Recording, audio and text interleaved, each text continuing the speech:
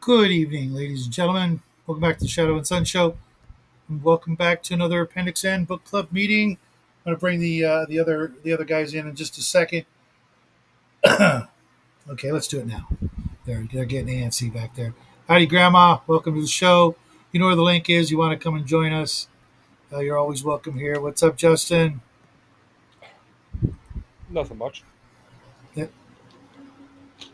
Hey, Ben. Been a while. Having a Pepsi. It's been Yeah. a while. 4 days. It's like the Yeah. longest we've spent apart from each other in a long time. Yeah. I can imagine you're going through withdrawals. So, No. how was your Canada Day? It's pretty good. It's pretty good. Yeah. Yeah, looking forward to the fourth myself. Got some fireworks, but damn, they were expensive. Oh my god, I actually didn't buy any because you know what ground bloom flowers are? Those little pink tubes that you light and you drop on the ground and they spin around. It was $10 for six of them. No, dude. They used to be like a buck for six or $3 or $4 for Okay. six. Okay. Yeah. Okay. Yeah, it was Yeah. crazy. It was insane. I bought this box a year or two ago. I'm going to say a year ago. It was like just under 100 before taxes. They had the same box, the same stand for like $129 this year. It's like Yeah. that's a I know. 3% increase roughly. It was the mid '90s when they started like getting nuts here. Maybe late '90s, early 2000s. Yeah. More early 2000s when they started getting nuts on price. But you'd be able to go in like this time of the year or the between Victoria Day and now. That's May 24th. Uh, and be able to get like fireworks, like any corner store, right? You'd be able to, and not just sprinklers, like actual fucking Really? things that would blow up in the sky. Yeah, we can't get Uh, anything like that now. yeah, Well, we never it's like have. that here, right? It's like that here, but it went from like you'd buy the box of like 30 fireworks for like $20 to like $60, then to 90, then like they get smaller in size with the number of fireworks you get for that price. And it's like, but What's yeah, up off grid? or you'd buy the like just one for like $1.50 or whatever. You know the full on like you stick it in the ground, light it, and blow up in the sky. Yeah. We've never been able to get those legally here in California. Other states, not a problem. They've got even crazier stuff. Hey, Grandma's going to join us. I hope you read the book, Grandma. Have I read the book? Yeah. Yes, Oh, okay. last Okay. year, but Just I did read it. It's okay. my Okay. favorite. Okay. Just checking because it would be kind of awkward if you hadn't. Uh, that's why I didn't invite Raven until after we discussed the book. Um, and we're just waiting on Tanner, who said he's going to be a few minutes late. So, what do you got planned for the Fourth of July, Grandma? Well, let's see. I already did Celebrating America, which was last weekend. I put a video up on that if you guys want to watch the slideshow. Um, Yeah, sure, I'll do that. Tonight, it will. Oh man, Grandma, what the heck? She'll come back when she can come back. Yeah.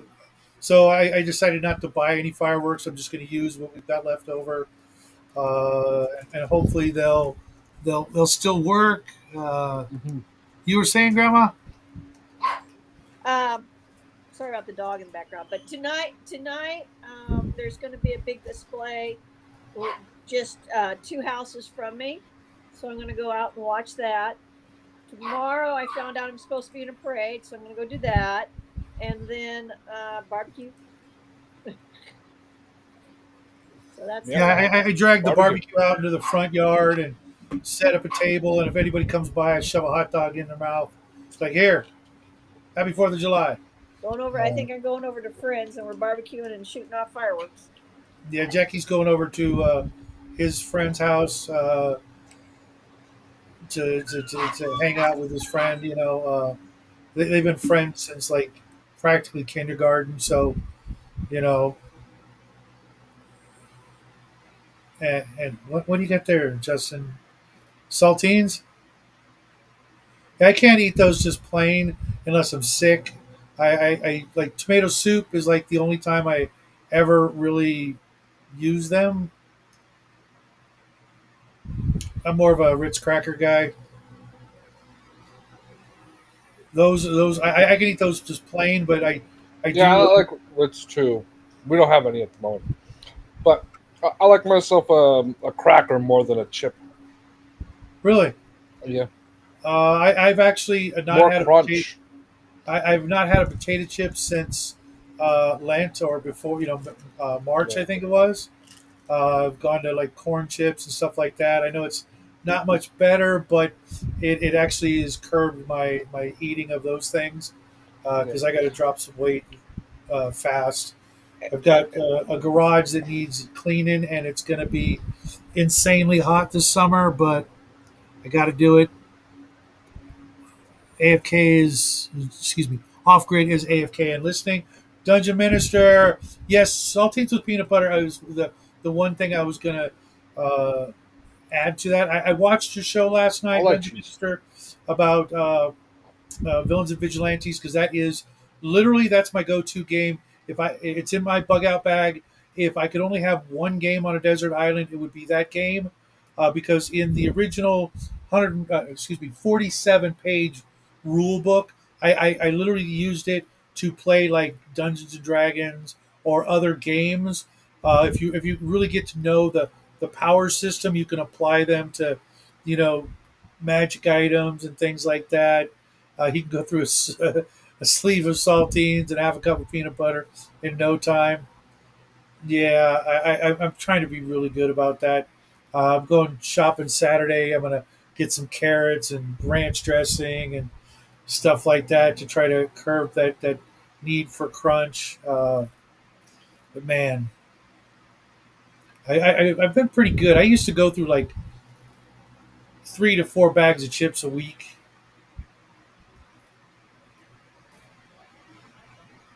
You're in for a treat, Dungeon Minister.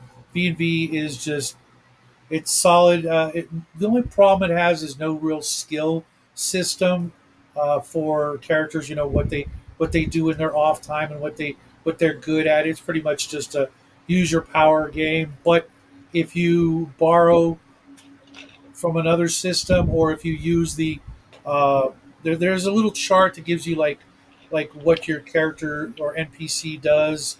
As a career, you can kind of work that out into a skill system, or just hand wave. Oh, you're a reporter. Of course, you know how to do this or do that. You know how to take pictures and just wing it. Have them roll under their stat on a d20 or something.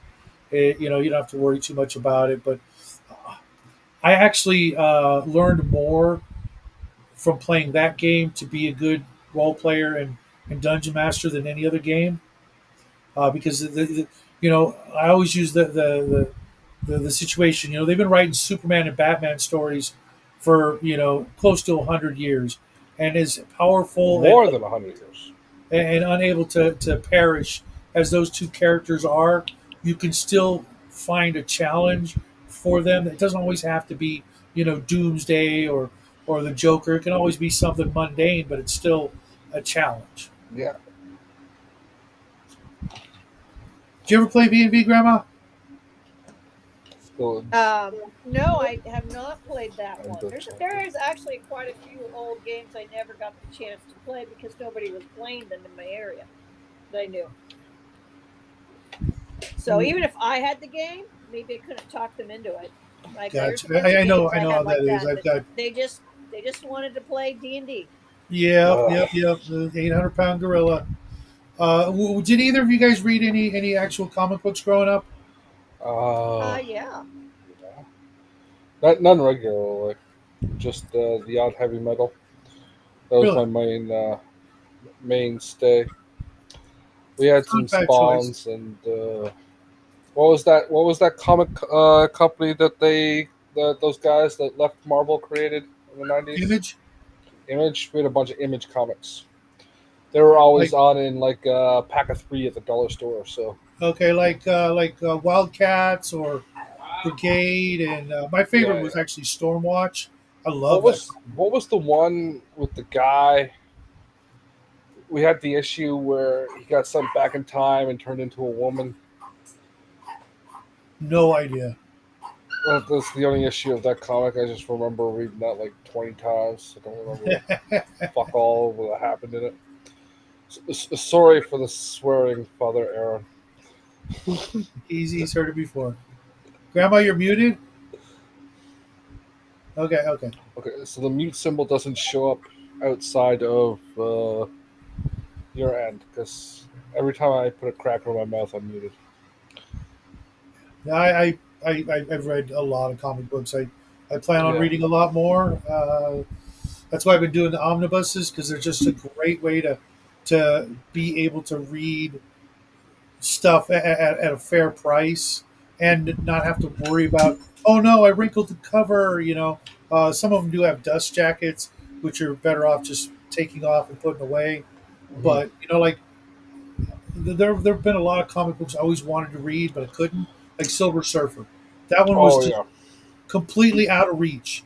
And for those of you who don't know, Silver Surfer was like Stan Lee's like that was his character that he would speak to the world, about issues through more than anything else, philosophy and You want man's. to let Tanner in?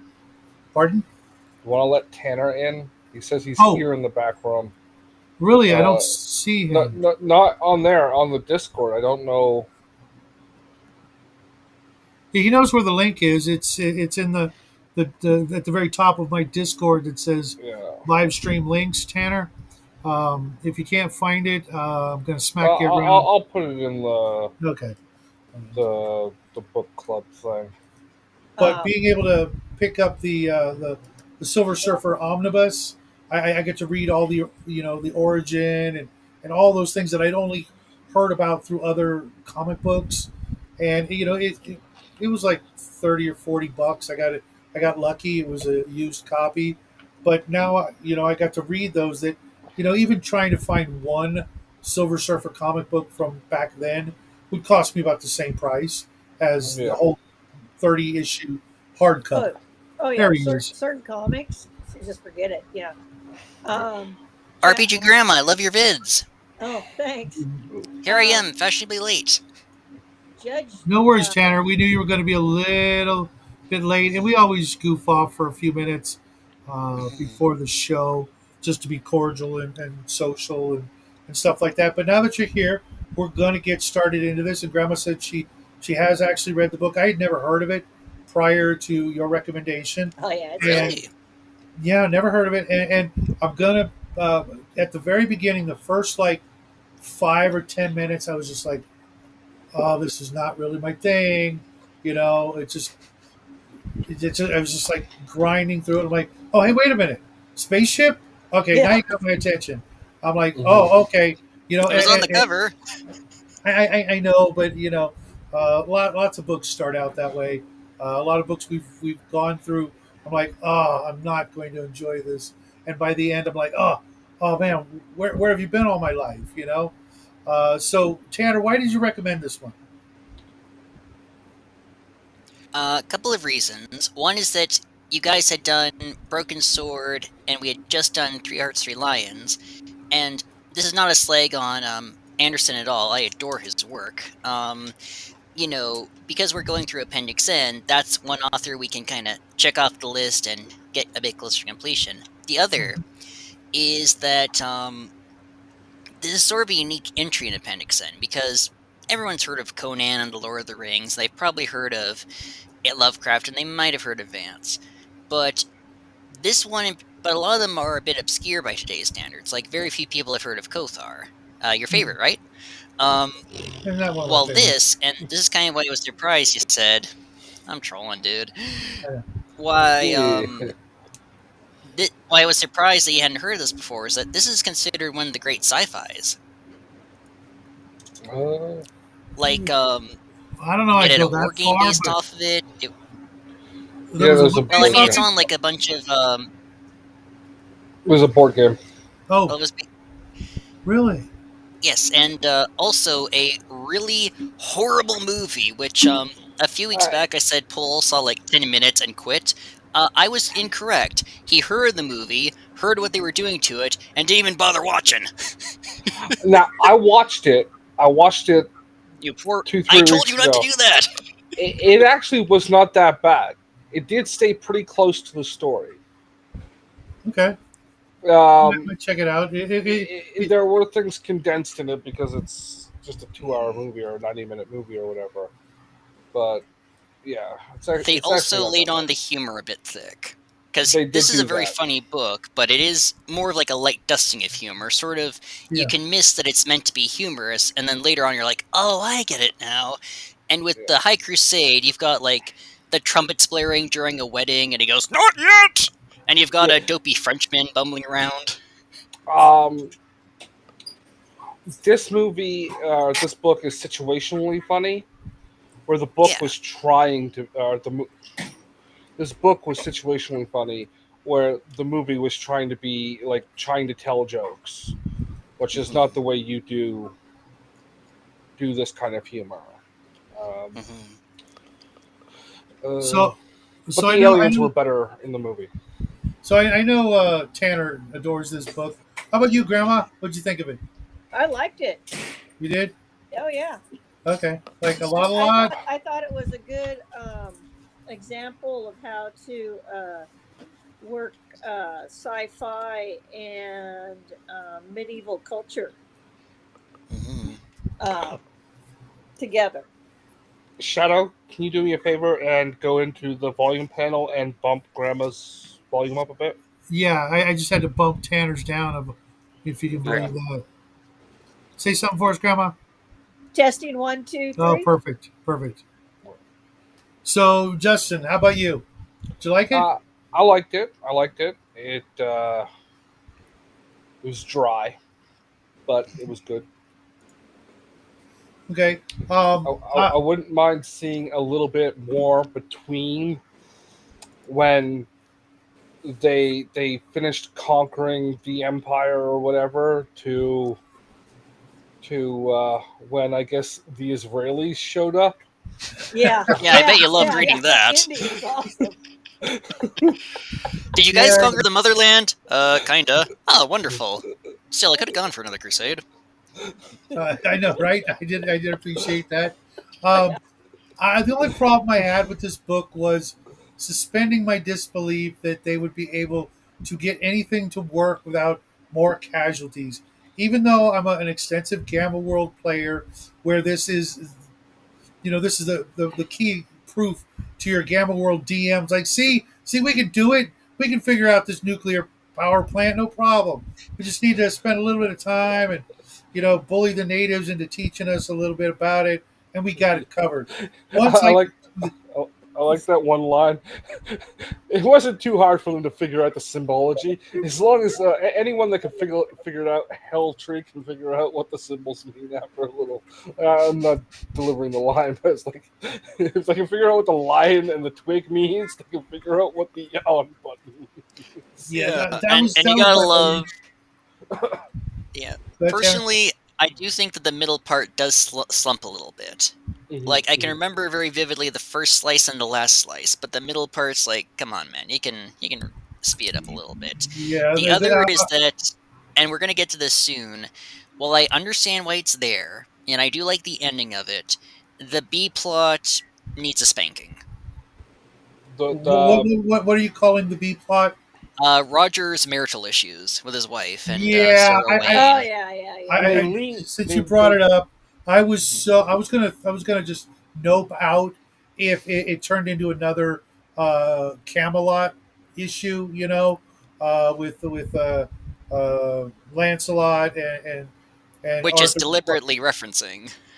Yes, but I was really glad that they turned it around at the end and she Mhm. remained loyal and yeah. what have you, because it was just like because then it would just be a retelling.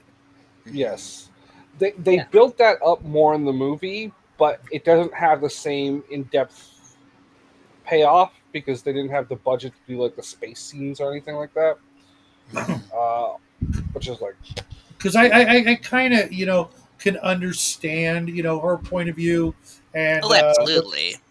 Like, she's what's his not a name? straw man, but it's like, lady, you got your duties too.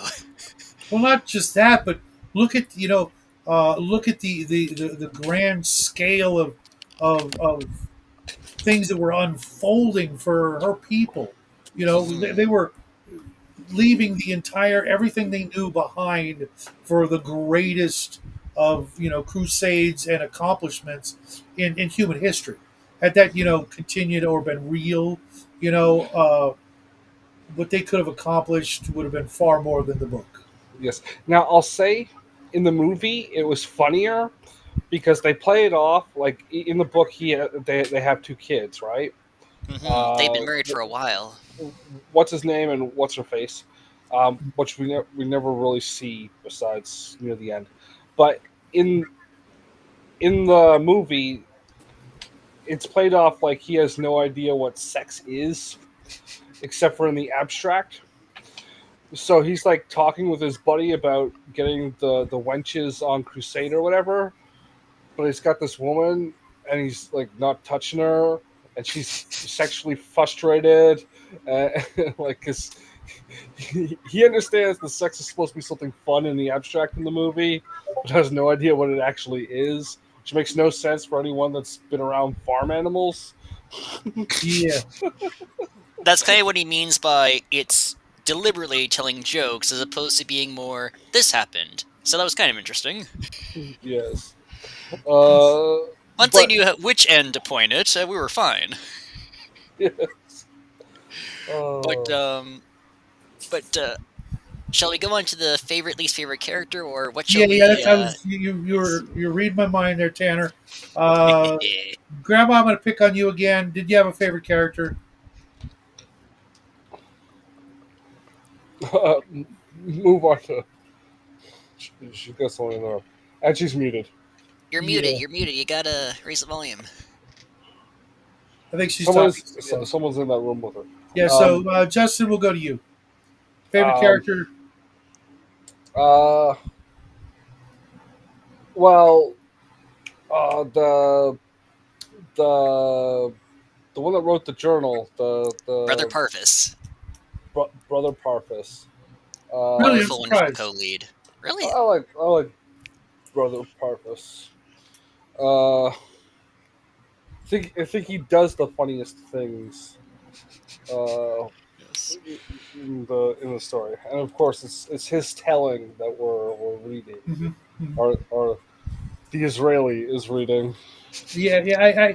I can see, how he's like the unsung hero and all that, but he just, to me, it was reminding me of a little too much of a canticle for Leibowitz, I think it was. I've never actually read it. I keep meaning to. I've started it. I like what I've read so far. I need to finish it up. Yeah, it's got that same sort of, Yeah.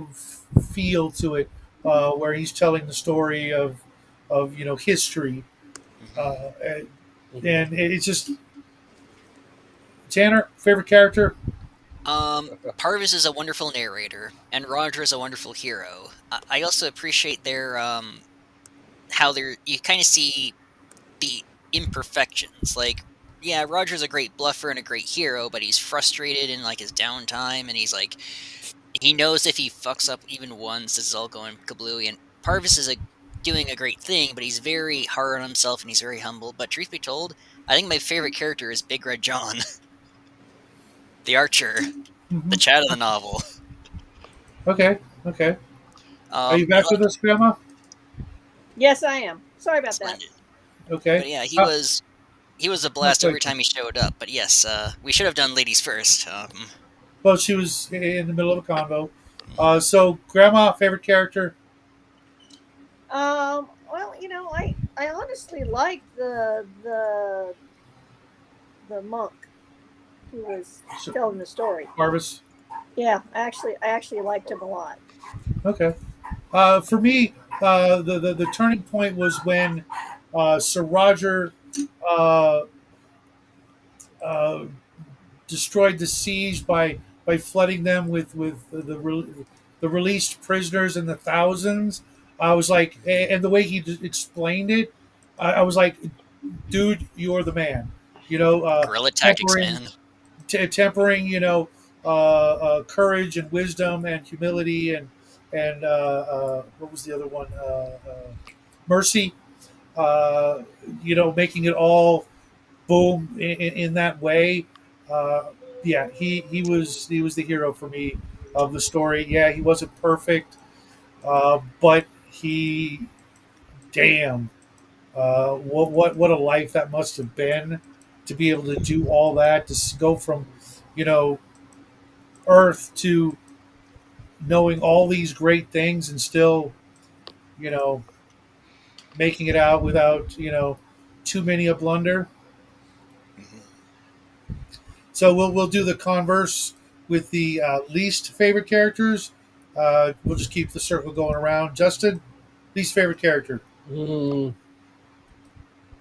my traditional statement is "fuck the French," Okay. and that one guy Nice. was half French, so it counts. Uh, Sir Owain, yeah. Yep. who Uh, every husband feared when he was around his wife. Yeah, he was a twit. Yes. Yeah. Yeah. I mean, think about it. You're at that station, and the only woman that catches your eye is the only one you should never even think about. That's just no class. Just Yeah. but but she was hot. I saw her in the movie. that True, true, but he still has his duty. and John seriously, got a alien princess. He can do that. right? So Tanner, least favorite. Ooh. Regrettably. And again, she really pulls it around by the end. Lady Catherine. She should have known better, even if she's worried about her kids. You you gotta put certain things first. You can't keep falling for this Welsh fox. Like, come on, lady, you're better than that. Yeah, yeah. Grandma. I have to agree. I did not like Catherine. So fuck the French. Yeah. Fuck the French, yes. Sorry, Yeah. sorry We have guys, a but it's consensus. funny, My granddad was from the French-speaking part of Toronto, so like you have my blessing to roast the French as much as you see fit. Technically, so was mine. Really? Yes. You're Canadian, neat. You did not know Yes. that. We've had this No, I conversation didn't. before. We did? I'm sorry. Yes. Yeah, yeah. I guess you can tell we're Canadian because we're both black and white. Um, not only that, but the only two Height of people, technology. the only two people, the only two people in chat are Father Aaron and Off Grid Gamer. So it's just you and me, Grandma, against the Canucks. The ants against the We're getting revenge Canucks. for those fucking tariffs. Hey, now you got that milk tariff. Yeah, that was pretty bad of So us. my least favorite characters were both of them. They should have just known better. For Christ's sake, they had the entire universe at their fingertips. You know, Can I change my answer? Sure. to To kids. I never liked kids and stories. No, you never liked Oh, kids you. and stories. hey, that one kid, I forget his name. Except for Captain Ender of the Kid. Aliens, yeah. Yeah, that's awesome. He That's probably my kept boy. Jeffrey Epstein too. That's my boy kind of moment. Yeah. You got to appreciate that. If you've got kids, if not, you should still be able to be like, yeah, Mhm. little barbarians. Why not? Yeah. Go, Bubby. So, Tanner, what was your favorite moment in this book? Um, so many good moments. I much as I'd like to put Brother Purvis's clerical duties and how he would try to he's trying to fit everything he's experiencing into his Catholic worldview and trying to just figure it out. I need to give a lot of props to those wonderful, wonderful battle scenes. They are beautifully described. They're supple, so they don't go on too short or too long. Mhm. They're very exciting. It knows when to zoom in and to zoom out.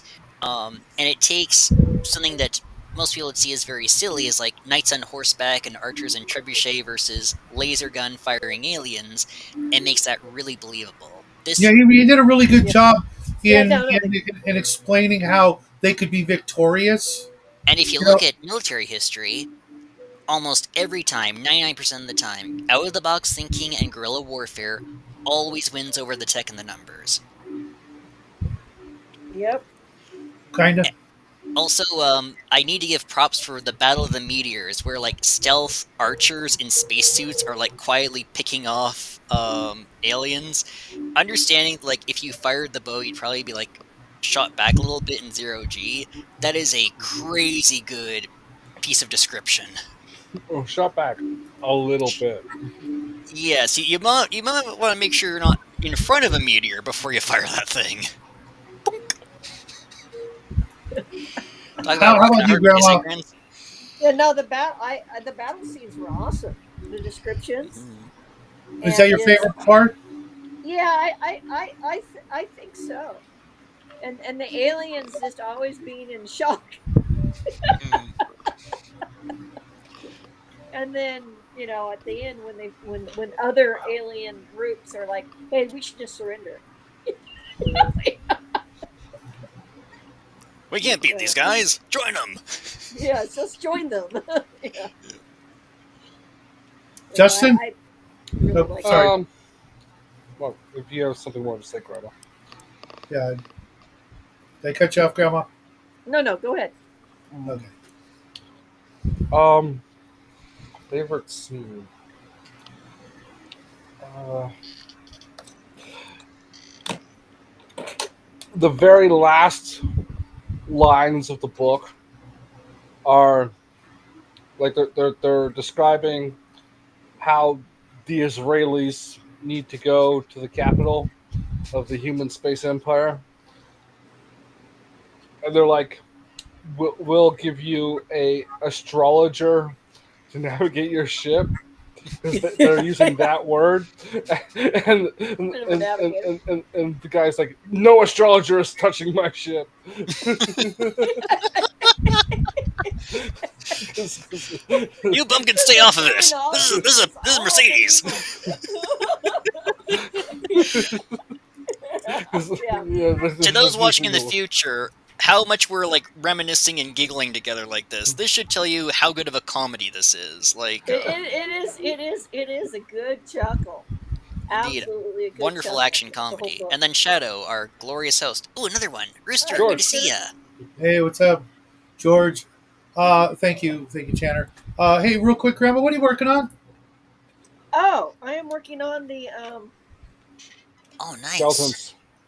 no, they're That's a Oh, skeleton. no way, no way. Oh, Jackie and I had a blast with those a couple years back. Those giant I'm skeletons. also attempting to salvage these old guys. These Hold on, are let me blow you up. Let me blow you up. Hold on. Go back to the skeleton, please. all right. So this is different. Oh, those This are is an old one. Warhammer. Yeah, and I got these off the net, and they came crushed. Oh. And I've been working on them, trying to like dear. refurbish them. I'm gonna have to get some kind of soldering equipment. I got his foot, but yeah. So I'm trying to salvage these poor guys to go in with the my growing undead skeleton army that I am working on. Did you just show off before those some of the giant plastic skeletons? No, they weren't plastic. They're Oh, okay. Because I was gonna. That's what I thought you were showing off. You can get them off like Amazon or whatever. They're like army men, but they're basically plastic skeletons about 2 inches tall, right? oh yeah, yeah. I need to get some of those for the 2 inch tall uh army that I have growing. Well, they French work just good as like giant skeletons, but believe it or not, one of the most interesting things I used them for was using them as dollies for other miniatures. Like you know how you know what a dolly is? It's like a bare bones skeleton that you okay. add Ah, green stuff or clay to. Right, right. I Uh, usually build them, but Right. okay. Well, you could use them for that because it's already the bones, right? You know, Mm. of the thing, and you could make your own giants or other strange creatures. I use them for one of the things I made was a Sam Hain.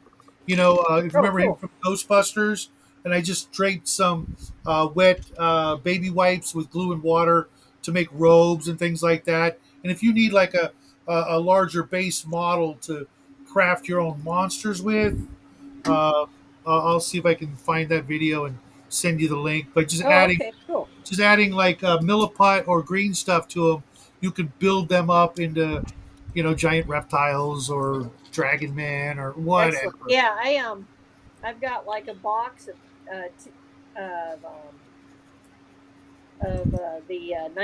the recast, the redone 1970s space peoples, Oh, okay. and some friends just dropped off some army men, and I got my Cowboys and Indians, and those are going to go over to my D100 game that I'm thinking of putting on, and that's more of a space game, so I can use all the wacky space guys. awesome. But they're bigger. They're bigger. Like if I put them next to these guys are huge compared to you know the older Games stuff, Maybe that Workshop. used to be a the halfling. old stuff, new stuff, and if I 2-inch figures are even bigger. But I was just like, I mean, I know that one company is redoing the Star Frontiers thing, creatures, which is great, and they'll be in the right scale. But on the other hand, I got all these great toy soldiers and stuff, and I really just want to Remind get the me, plastic Grandma. ones. I want to hook you up with a recaster who makes old Heritage and Ralpartha Shit. and Archive minis. Oh, Uh, he's a good friend of mine. Remind me, and I'll send you his link because there are some classic minis out there, especially if you're looking for the old John Carter or not Traveler, Star Trek minis, or the original Conan miniatures. yeah, I basically adopt minis. So like uh, Okay. like these, I found super cheap on eBay because they were messed up. I mean, they were squished, and I was like, I'm going to rescue those. I Howdy, got the Edgelord. box, Welcome back. He says nothing beats but Army Men but versus yeah, Shogun Warriors. yeah. Uh, No, there are some cool, larger scale stuff that well, aren't they like 54 millimeter scale, something like that? 54, yeah, 52? 54 That's millimeters. that's That's how right. Boot Hill was originally played, and a lot of the other war games back in the 60s and 70s Yep. literally used plastic army men. Yep. Yeah. That's what I was thinking. Let's get the plastic guys out. Have fun with the plastic toys. So back to the review. My favorites. I had two favorite scenes. The aforementioned releasing the prisoners to break the siege, because knowing that they would just take them in, and now suddenly they have thousands more mouths to feed. But being the romantic at heart, the sucker, the last line, Lady Catherine said, wherever you are, that's England. I was like, that got me. I was like, okay, all right, you're forgiven. Yeah. So now we have to go into the reverse. Tanner, what was your least favorite part?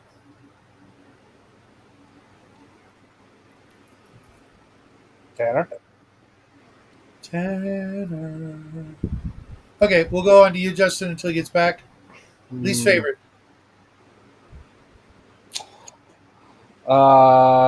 When the Israelis showed up? You're fixating on that.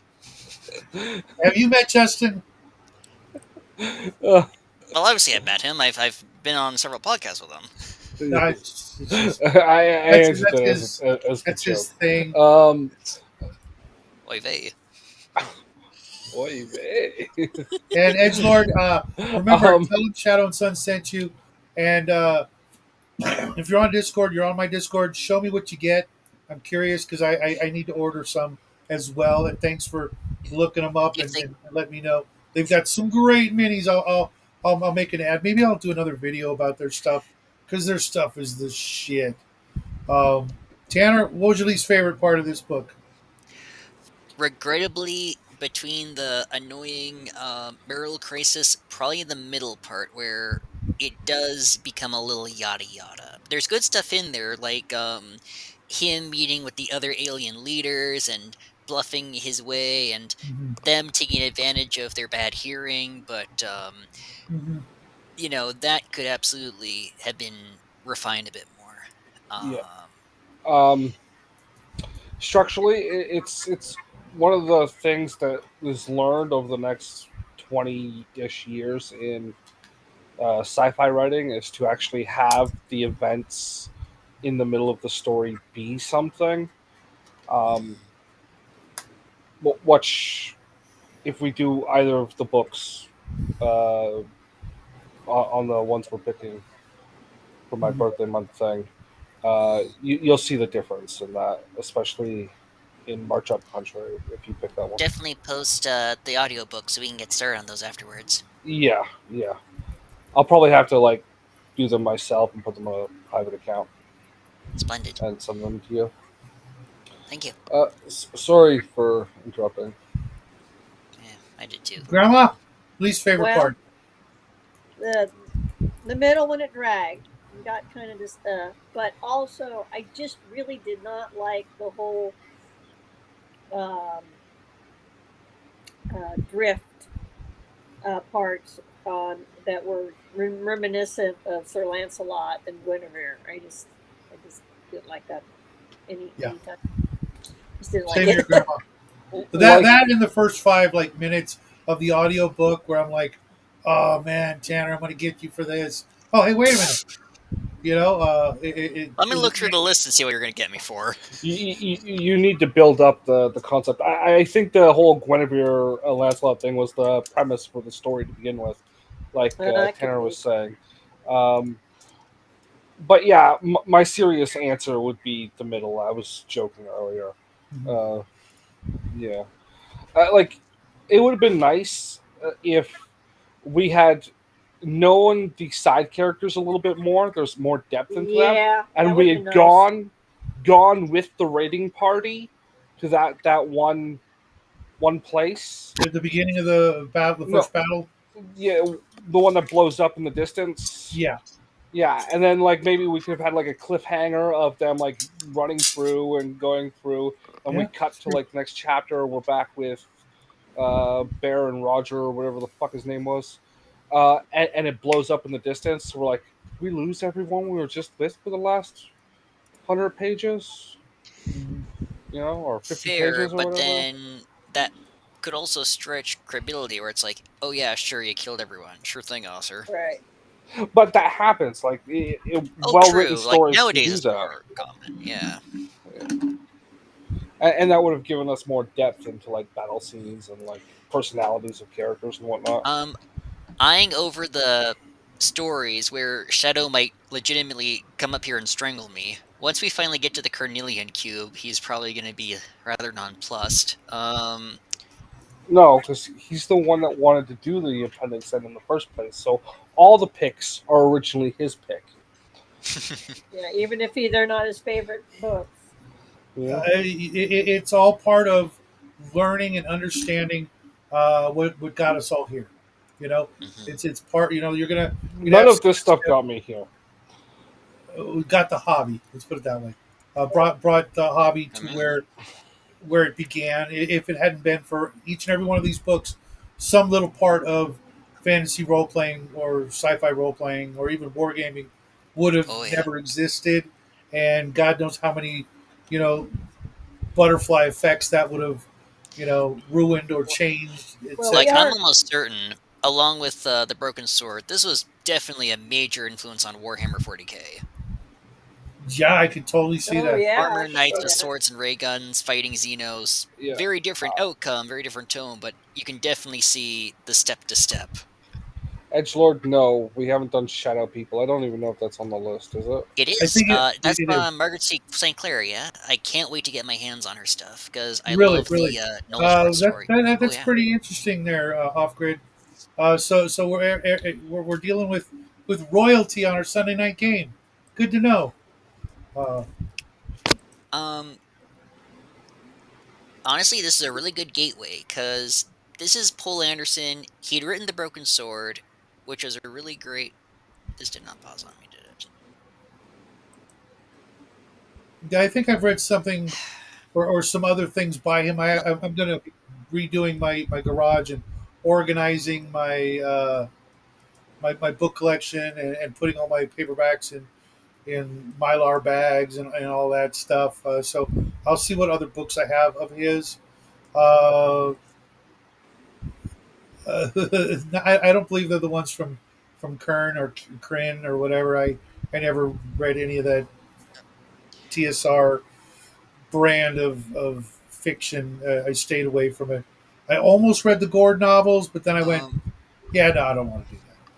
What, the Gore novels? You haven't read They Gord, might Gore? be worth reading Gord. nowadays for the He Grey hasn't Hook Okay. read stuff. Gore. Oh You no, I'm haven't still reading Gore. Gord the Rogue. I'm digging Gore, but I'm You only gotta in add a D to book the end, two. hoser. I'm only in No, book no, two. no, no, no. I got It'll him be reading the curious Gore. how you feel about it going forward. Yeah, I've got him reading the Gore novels. You got to read him. I've actually I've got You like the magnificent first bastard. I've got like the first 15 on the shelf right here, and I'm only in book 2 or 3, and it's Spicy. nothing like what Okay, I've I was heard. correct. It was the Margaret St. Clair book. Yeah, I cannot wait to get to that one and her other one on there. Yeah, we Um, will just one book at a time. of So, course. But yes, this is a really good introduction to Poul because this is actually the third that he made of the three that's on the list here. And this is him where he's kind of getting a bit more seasoned. He's kind of balancing his humor and drama better. So it's a really This good book? way to start. Yeah, because like Three Arts, Three Lions, that one's very funny too. But then the tone shift is very abrupt. yeah, And this, it's a lot more. yeah, It's a this one lot was more. definitely a better written book. Gore was great. I've been reading those after buying Grim Jim's game. Nice, great art. Don't even get me started, man. I think Uh, I've only read book 1 of the Gore series. the first 3 are really, It's the tamest. yeah, they're really Yes, tame Yeah, that's I can compared to attest. the clever. rumor, Oh etc. Yes, no! I have Shout heard. out! It goes off the deep end. That's what I, I've heard. Like, not to I'm put too certain. fine a point on it, the second Gore book I read because this was available. It was actually in my library. If you need a book, take a book box. Nice. And that was the Viking one. I think that's I don't want to say Raiders of Gore. It was like 14 or 15 in the series, and yeah, it is a very different beast by that end. Had a really great berserking scene though. I'll give it that credit. So, Uh, since we're talking kind of, it's uh, still not as graphic as that teddy bear scene I wrote.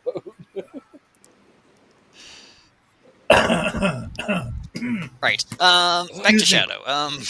Before So, Shadow gets completely demonetized. since we're reading these They were to gain inspiration and insight to role playing, Justin, is there anything from this book that you would insert or borrow and put in a role playing game, or anything that you'd be inspired to do because of this? Well, the whole crusade thing is like, funny, and I'd probably be willing to do that in a game. I could probably work up some scenario where a bunch of bumbling idiots find a starship, and Uh, you know, okay. I'd Now, actually I, respectfully disagree that these were bumbling idiots. Like, yeah, they're from a more primitive uh, society, but like they're nah, whip smart. You know, they actually understand no, how no, to. no, no, no, no, no, no, no. I have to totally disagree with you. I fervently believe that the whole premise of of Baron Robert or whatever the fuck Roger. his name was. Oh, yeah. Yeah, Roger de Turnville. Roger didn't seem like the smartest guy in the. Yeah. He is definitely the dumber of his class. I don't know. I mean, You know, that whole, like I said, where I he, figured his lands were on the edge of collapse, as it were. okay, excellent. Yes, you and a That's the whole bunch of whole British boarding school students. the whole beginning scenario where like she married beneath his class and or her class, and like he was without manners, and like the whole gist of the description of him at the beginning is that he is the bumbling country bumpkin of nobility. Edgelord, yes, absolutely. I don't know if I I'd think he's go. a rough guy, but he's smart enough to bluff his way to victory. Well, Yeah, he's not got just that, but he's got street smarts is what he's got. he was No, he's he, never seen Fair street enough. to be That's smart about it. he had a fair amount of wisdom as well. Tempering mercy with ruthlessness in getting the siege broken by giving them exactly what they wanted. Be careful what you wish for. Oh yeah, you want your people back?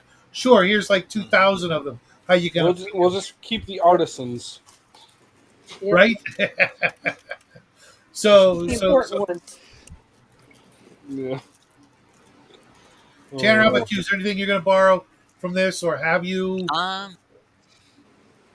If I ever decide to pull the trigger and do the aliens come down to the fantasy setting to do something, this would be a good eyeball on how to do it, or at least for an invasion scenario. It's also possible that the aliens are like, "Hey, we heard you had this Dark Lord problem. Hop on our ship, we'll help you out." Although maybe less something I directly take from this, but something I appreciate is everyone, well, not everyone, but like one of the big conceits, one of the big myths that gets carried around with Appendix N is that the cleric was an invention of D&D. You'll never find a cleric in the game in one of these novels. And short of that battle axe, Brother Parvis is it. Like, he's a learned holy man. He can fight a little bit. Not quite as good as the warriors, but, he gives it a college try. He tries turning, which doesn't work because he's an alien and not a demon, but, the effort there. You can definitely see between him, Abraham Van Helsing, and Hero Destine, which we'll get to someday, who is also a pretty good building blocks to what we recognize as the cleric. Yeah. And even then, like, if this is like a DCC scenario, maybe he got that axe proficiency from his dad.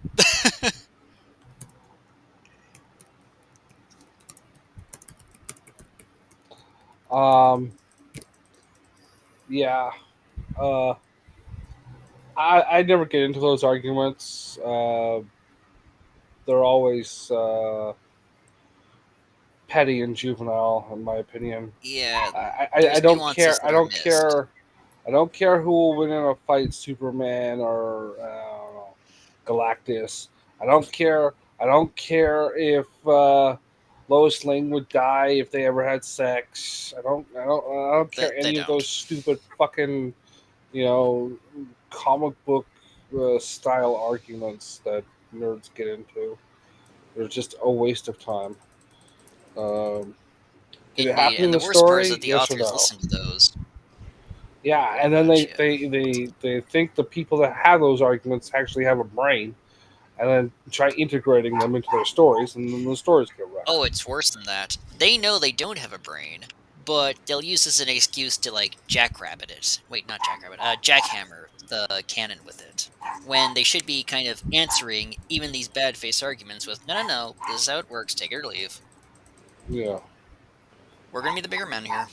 So, Grandma, what would you borrow from this in one of your upcoming games or have you? Oh, well, I would borrow. Well, if I'm doing a fantasy. Okay, so I have no problem, and I felt the book was another good example of the science looking like magic and the archaic language.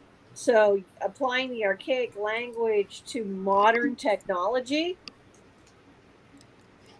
and I would totally do that in a heartbeat. Yeah, let's get the astrologist down here. Yeah, well, the So the, like To enter like your navigation chart. like Games Workshop style, where Yeah. everything is ancient Latin, and they have to anoint the machines and before they Yeah. The mechanical say the spirit. litanies to get them to Yeah, work. absolutely. I have zero problem doing that in a game because a lot of stuff in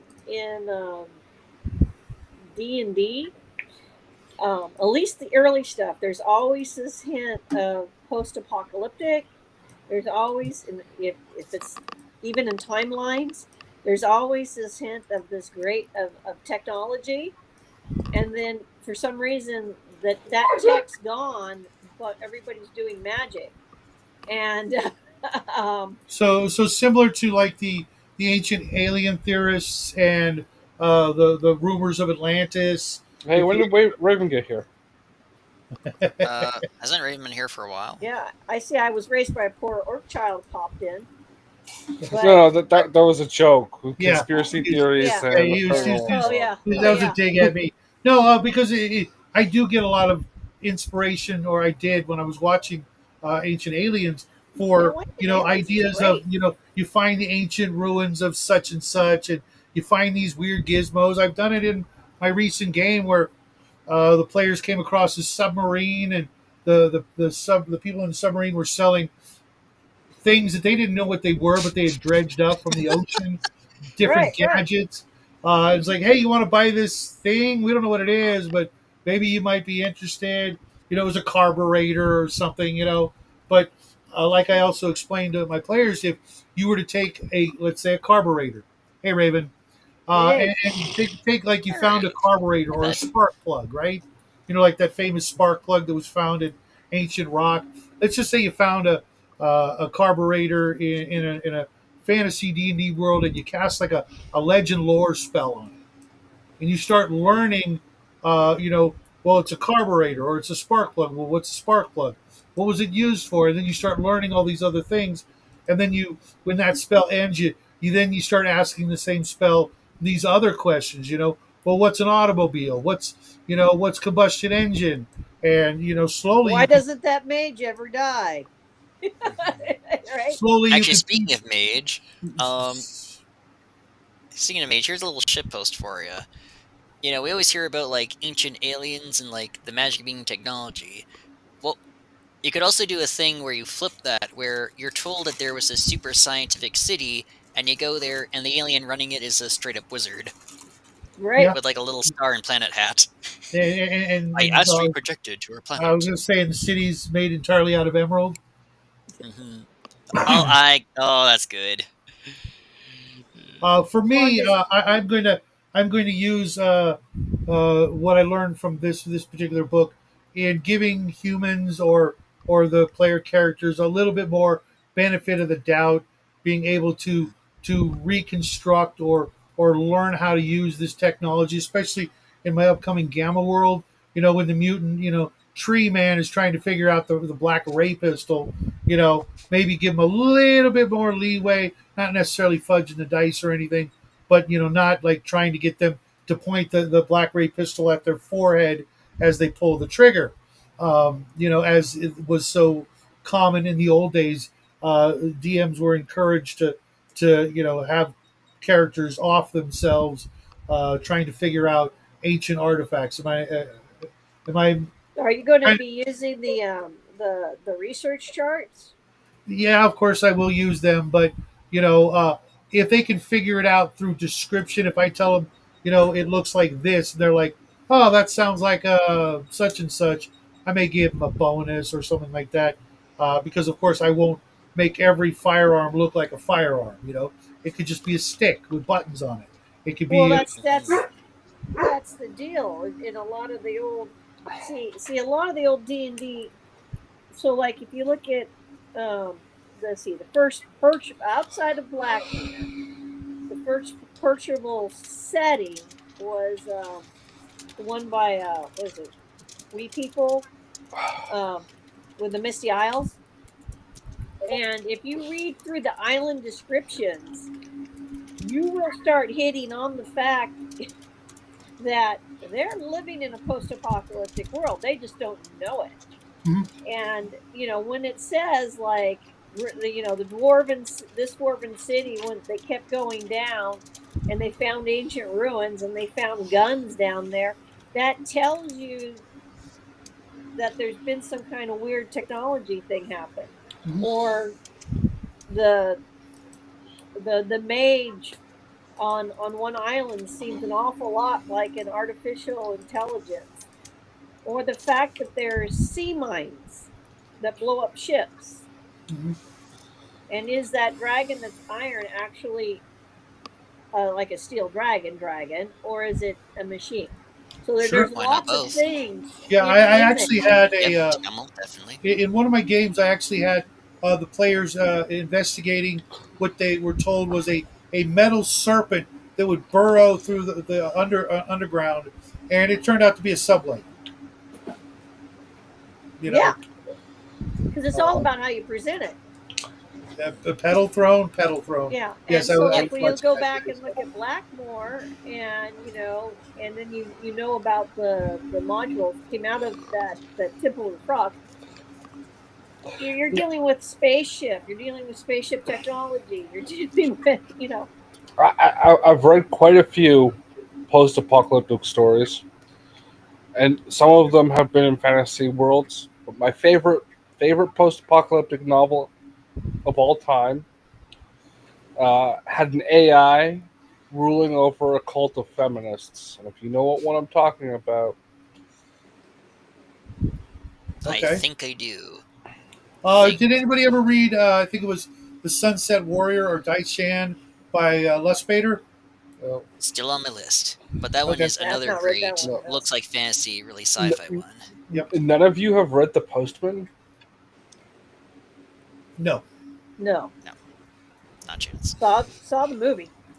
Yeah. Very They different did beast. not put the AI with the feminist cult in the movie. Yeah, the Like, what movie the was a Yes, heck? they What the big did. fuck? downgrade. Thinking about it, yeah, it is in there, huh?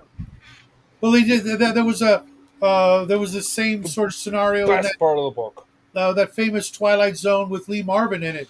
Remember, where the old man would go and speak to the old man in the cave to find out what food was good, what cans were good, and it turned out to be an AI. And I saw that episode of Star Trek.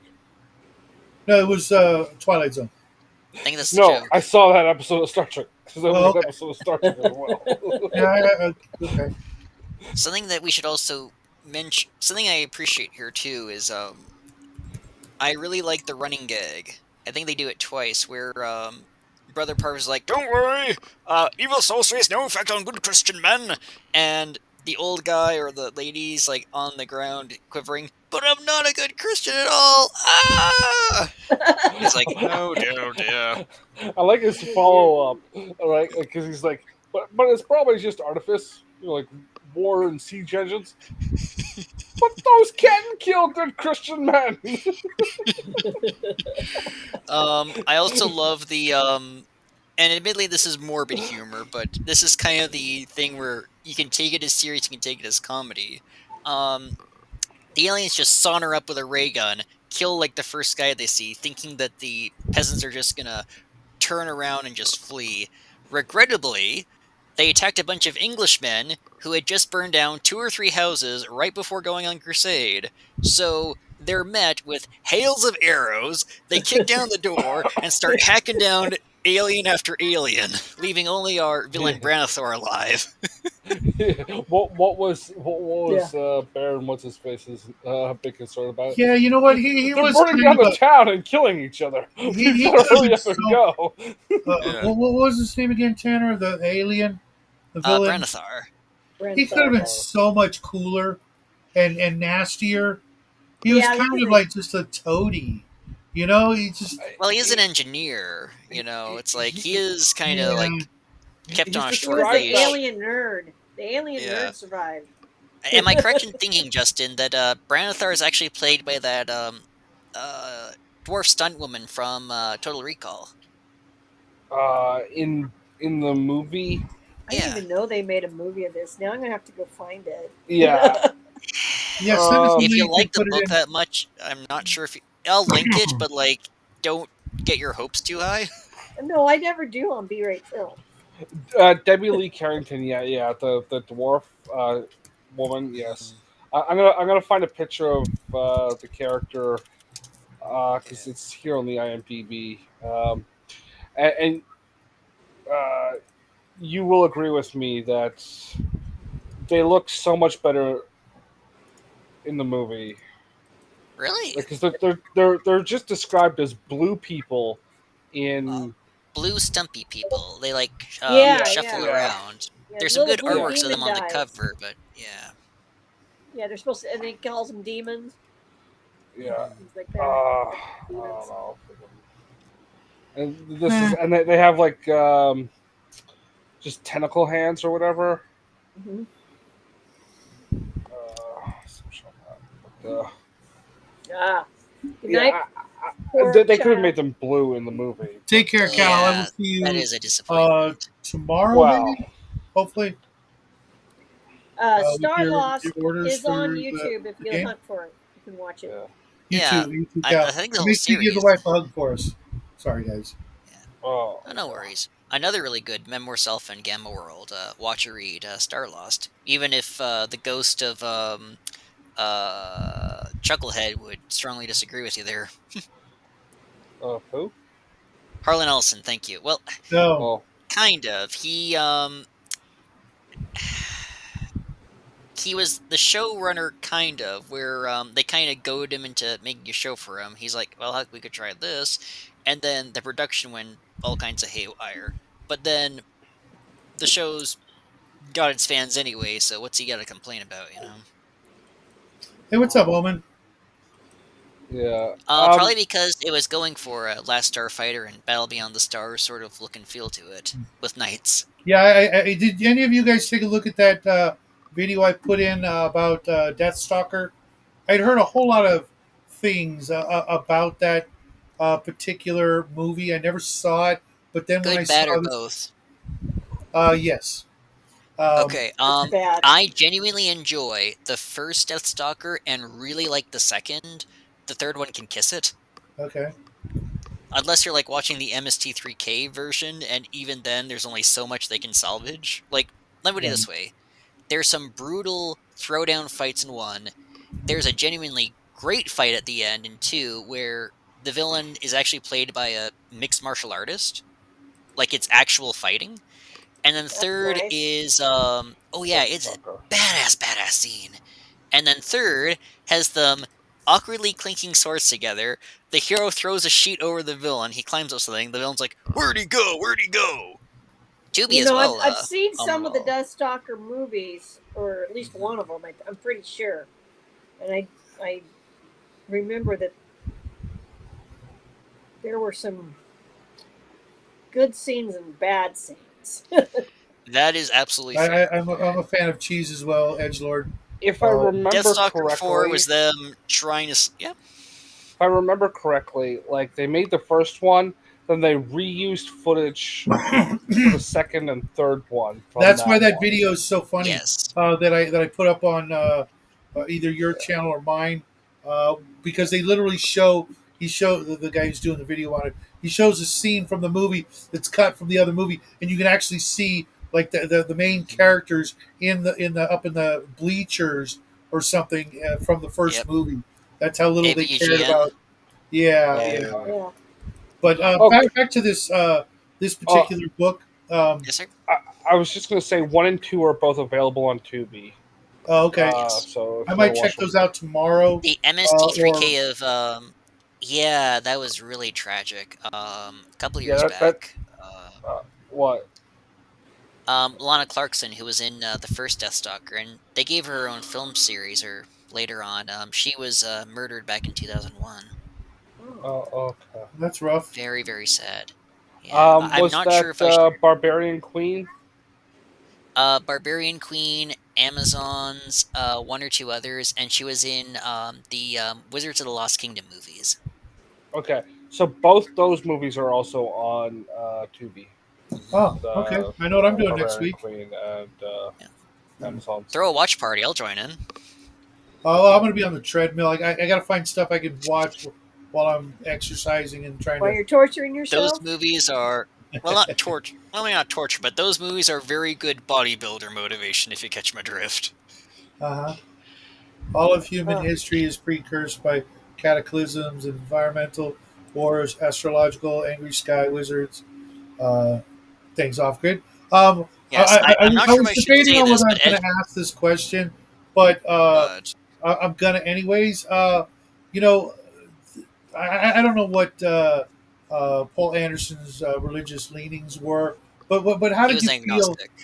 How did you feel about the ending where Catholicism is now like running rampant through the galaxy? Because I'd always thought, or to myself at least, that's never going to happen. You know, but with this movie, I'm like, okay, maybe. It's a setup for the joke, Based on red right? pill. It makes sense for that. It makes sense for that empire. Mhm. Hmm. Yeah. Like, Yeah, I think they mentioned an alien became the Pope up there, which is pretty cool. yeah.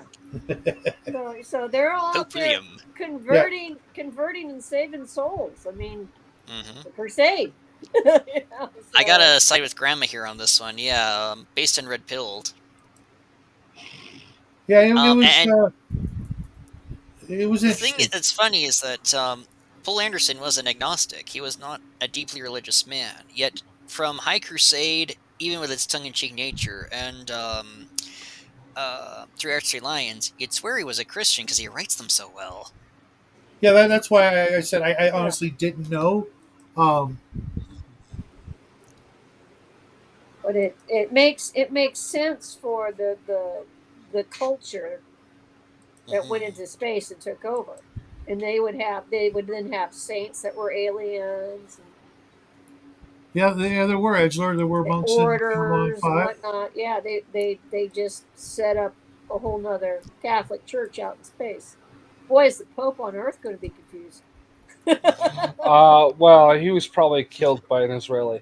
Um, Just like it happened in real life. Tanner, if you're gonna link, if you're gonna link the movie in the Discord chat, can you get Yeah. one that's not been translated into the demon tongue of French? I'll do so after. I'll see if I can find one after The the show. stream is over. Okay. Okay. And Well, speaking of demon tongues, You linked one, but it's in the okay. demon tongue, right? So Okay, well, I'll do what I can, man. I mean, I want to get the full movie. Slightly off Yes, topic, yes, but I'll yes. say it because oh, that's I neat. just don't know if Grandma knows. When Edgelord French. says Phil Spector is the man who killed Lana Clarkson, this is horrible. This is darkly funny. I'm not trying to make light of her death here. The guy who plays the villain in Deathstalker 2, the actual fighter, he also played the villain in Beyond the Valley of the Dolls, the Russ Meyer movie, who is based on Phil Spector years before he became a murderer. So, like, it's this really dark irony that what happens at the end of that movie happened in real life later. Art imitating life or life imitating art or something like that. I knew I shouldn't have brought it up. That's tragic. So for the last question, Maybe both. yes. Yeah. For the last question, it's always the last question. Would you recommend this book to aspiring young gamers, fantasy enthusiasts, etc.? Justin. Yeah, sure. Watch the movie though; it's a lot more fun. Okay. Absolutely. It's got John Rhys Davies, I'll give it that, and Debbie. But yes, absolutely, read the book or listen to the audio. It's a really fun ride, even with its flaws. Poul Anderson was an incredibly gifted author, and yeah, I it wouldn't go definitely that deserves its far. place in Appendix N. I didn't mean gifted as he's got a big schlongus, Justin. I wasn't meaning that either. I mean, he's not that talented. Sure you weren't. Nice, Jack. My name I'm is just ripping you, Justin, man. not Shadwell. Hey, hey, hey, Damn hey! right. It's Shadow. It's Grandma, been fixed. Not good not man. up here. Not up here. Nothing's ever going to be fixed up there. You'll have to Grandma, pardon the kids arguing, Grandma. They do this. I know they do. I know what they do. Grandma, you gonna recommend this I book? absolutely will recommend it because I'm tired of listening to everybody say fantasy and sci-fi cannot be mixed. Yep. Yeah. Could have fooled me. Yeah, You never did that in the old days. I'm one of the self-appointed kings of mixing genres. I enjoyed this. I might even actually recommend it to the boy. And I don't usually say that very often, if ever. It might be the first time. Something It's a that he great should, gateway book. something that It's a fun read too. It's just a fun read. well, I listen to the audiobook, and he owns like a nice collection of books. He hasn't read one in his whole life. I think he's read 5 books, but he's listened to more freaking YouTube videos than anybody else I know. But I think he would enjoy this audiobook because he actually does Oh, listen yeah. to other people read audiobooks. Who? And Jackie. Oh, His boy. Yeah. But I wanted to ask I you, missed that. I don't know which audiobook any of you listen to, but I was listening to one, and like at the 3/4 mark, somebody else starts narrating it for about 5 minutes. And I'm like, Yeah, what the shit? that was the one. I figured that there was some corruption in that guy's tape, so he just filled in. I don't know. I actually read I the don't book. remember mine doing that. Yeah. Good lady. Yeah. I think I checked it out from my local library to be exact. Yeah, Yes. I may read it. even Awesome. look for this and put it in my collection as a hardback.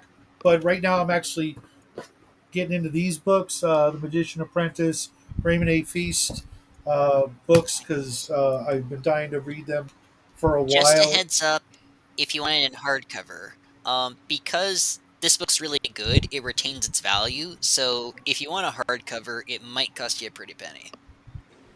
Yeah, I gotta listen I, to Hunt I, Down. I'm pretty lucky when it comes to There is a finding new books. edition with new art that will be less. Yeah, I'm actually trying to go more toward hardcovers because I'm looking at some of the paperbacks I've owned all my life and they're falling apart. But I've picked up hardcovers that are older than I am that are still strong. Totally viable. There was a time where it was like, oh, I hate hardbacks, and now Yes, Shadow. That's because like you're talking about pulps that were printed in the 60s or the 50s or like the 70s when they were still making them out of the high acid paper, Mhm. right? So like that's what makes the paper in those books turn yellow is because it's Right. got an acid content. It's eating Yeah, a itself. lot of acid. Yeah, Acid in the ink, acid in the paper. it's mostly in the paper. Um, it's, that's why they're falling apart. They stopped doing that in the 80s. That they switched over to acid-free paper. Edgelord, I envy you. I do not have a used bookstore within 100 miles of where I live. Yeah, he lives in one of those like planned I'm lucky communities. where there's a couple in Drive. Yeah. No, no. Even then, it's that's 100 miles as the crow flies. If I were to try to drive to the nearest bookstore, I'm looking at 2, 3, maybe even 5 hours just to get into LA because of the traffic and Oh, the you got to go to LA. Ugh. yeah. There's nothing Yeah, within it the might not be three worth it, Airhead. within the nearest 3, 4 cities. There's not one. What do you mean? You live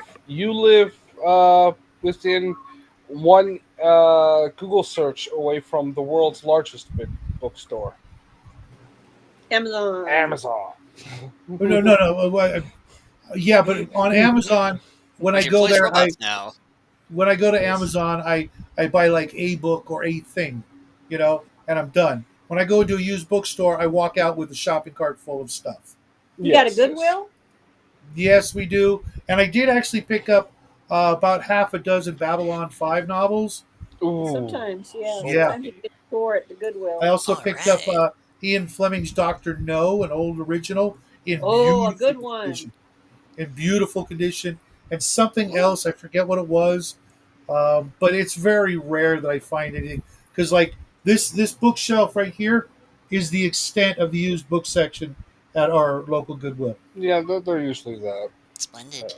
Because They're they've usually got big, this. but sometimes you find cool stuff.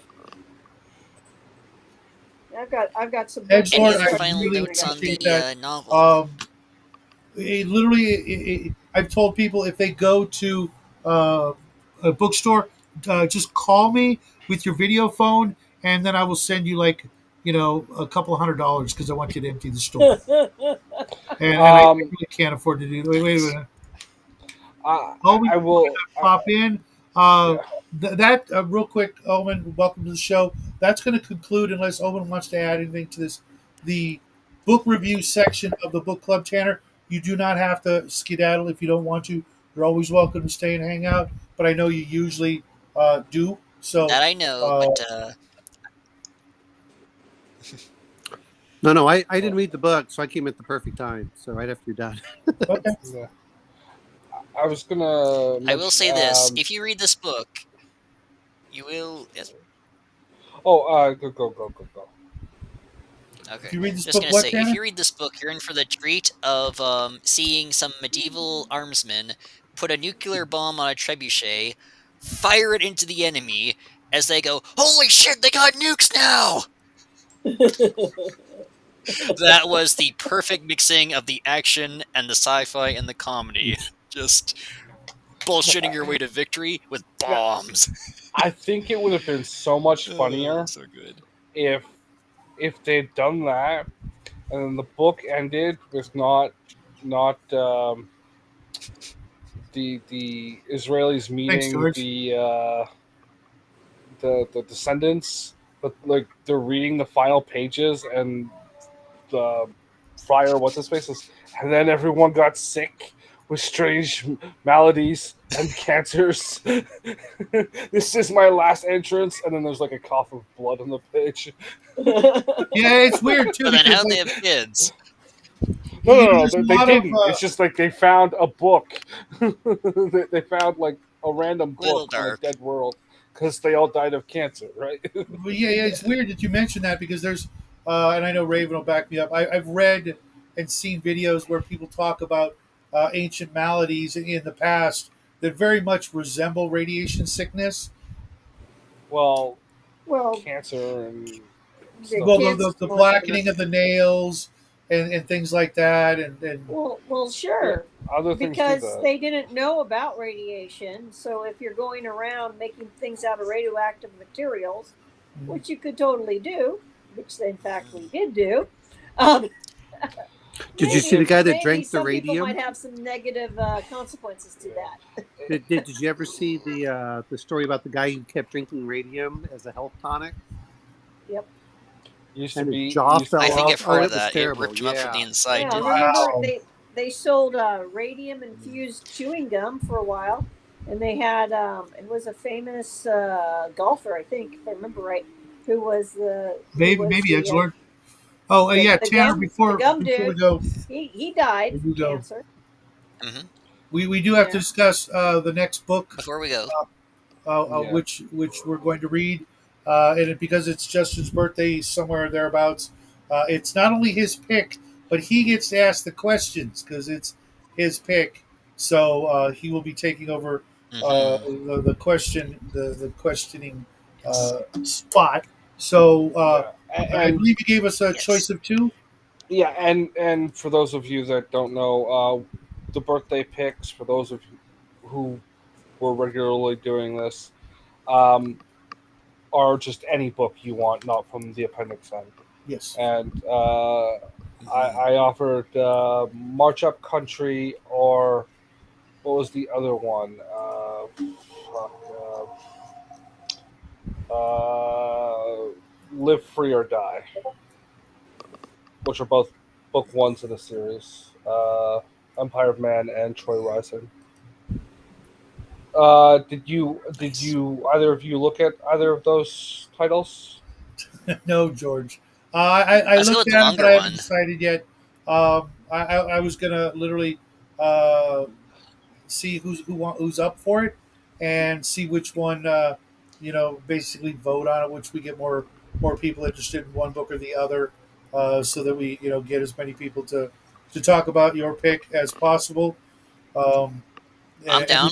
Link your audiobook and I will listen. Yeah, And I'll take notes. I'll have to well, it's going to upload be them two. and, It's a and choice of share. two, and we need to literally Right. vote on which it is. Yeah, Justin, which whoever's- one do you like the most? I like them both equally. That's why I put them both. But I'll give you the That's what I was premise. talking about, Raven. March Up Country is they're both science fiction, but March Up Country takes place in the future, and there's an empire of man, and there's the foppish third son of the royal family. He's been sent to do a flag waving uh, mission, right? And he really doesn't want to go. And then the ship gets sabotaged, and they end up on this swamp planet with these four armed toad guys, and they've got to go from one side of the planet to the other. And the the first book in this series is them going across like the first part of the journey and having to do like primitive warfare and stuff like that, and like the the prince he slowly becomes a better person as they travel. Uh, there's a lot of like misunderstandings, and then his uh, bodyguard company that's with him. Like there's a lot of interplay with them and stuff. And in the other book, Live Free or Die, it's a contemporary sci-fi story where an alien race puts like a Stargate kind of thing up in orbit. I think L2 or something like that. That doesn't really matter. And the civilization that does that is like a failing civilization, so that they're not like running the proper incorporate the primitive world into the Federation. They just kind of put the gate up there and expect to collect gate fees. But then some other alien race comes in and it's like, okay, we're making you a satrapy of our empire now. And then there's this guy who's like a comic. He was doing like newspaper comics before the aliens showed up, and he is out of work because like the economy's all fucked up because of like aliens and shit. And he ends up finding a thing that can be traded with the aliens, so he becomes like super rich almost overnight. And then like he finds a way to get rid of the I think they were called the Horvath, which is a fun story. Tempting, tempting. Yeah, they're both really good stories, but they're like one's more action and I the would other say is the more first. intrigue. Yeah. The first one, I'm gonna say the first because that's my vote because the one that I'm finally gonna insist on getting to, the Broken Lands, that one's all about satrapy, and I don't want yeah, to yeah, like wear out the it's same it's topic too much. uh, the it's not a big theme in that book. Like that's the background in Live Free or Die. Fair That's enough. the background like story. It's more like how, oh freak, I can't remember the guy's name. How he goes about doing things, and how the aliens can't fuck with him just because of the way he's positioned everything. Um, yeah, That's got my vote. Okay, so you want March Up Country, the one with the frog aliens? The one with the comic, right? Yeah. Oh no, that's Live Free or Die. In that case, since it's different enough, let's go Live Free or Die. That's my Okay, vote. yeah. Okay, Shadow. Yeah, I didn't really have a preference. What do you think, Grandma? I don't know. Comic is the main character. Uh, Look, or cross country trek of a prince that probably somebody's trying to knock off because he's a jerk. Um, that would be March Up Country.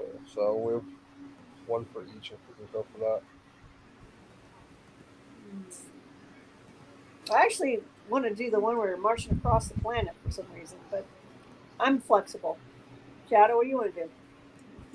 I literally had no preference. I was leaving it up to you guys. Um, Omen Owl, break the tie.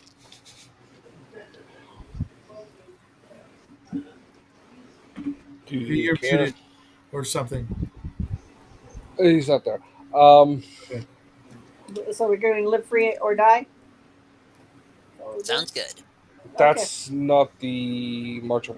Yeah, okay, we'll do that one. I'll set it up and get it out, at least the audio on the thing in the next Superb. day or so. Can't wait. Okay, And cool. if I can find a EPUB or whatever.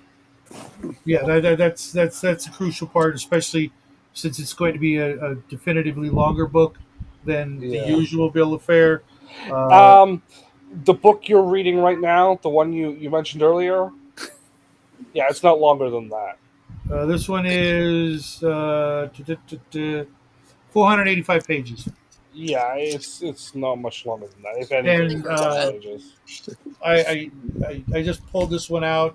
I don't even know that I'll get to it in the next couple of weeks, but I just remember having a good time because this series was one of those series that at the time my group of friends we'd grab a book and we'd read it and then hand it to the next person and then we'd all have uh, something to talk about that we all enjoyed or what have you. Someone would say, "Oh, this is a great book. You got to read it," and next thing you know, the half dozen or more of us would have all read the book, and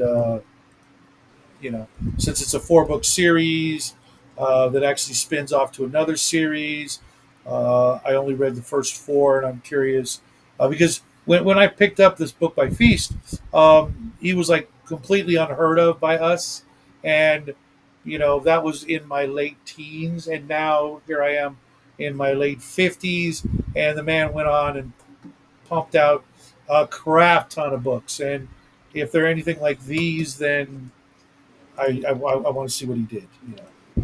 First couple of series are pretty good, at least. Oh, you've read some of his work? Oh, yeah. Okay. Fine. I'll just finish up with one more thing. Thank you very much for bringing me here. Thank You're you always for everything you welcome. do, RPG Grandma. I love your material.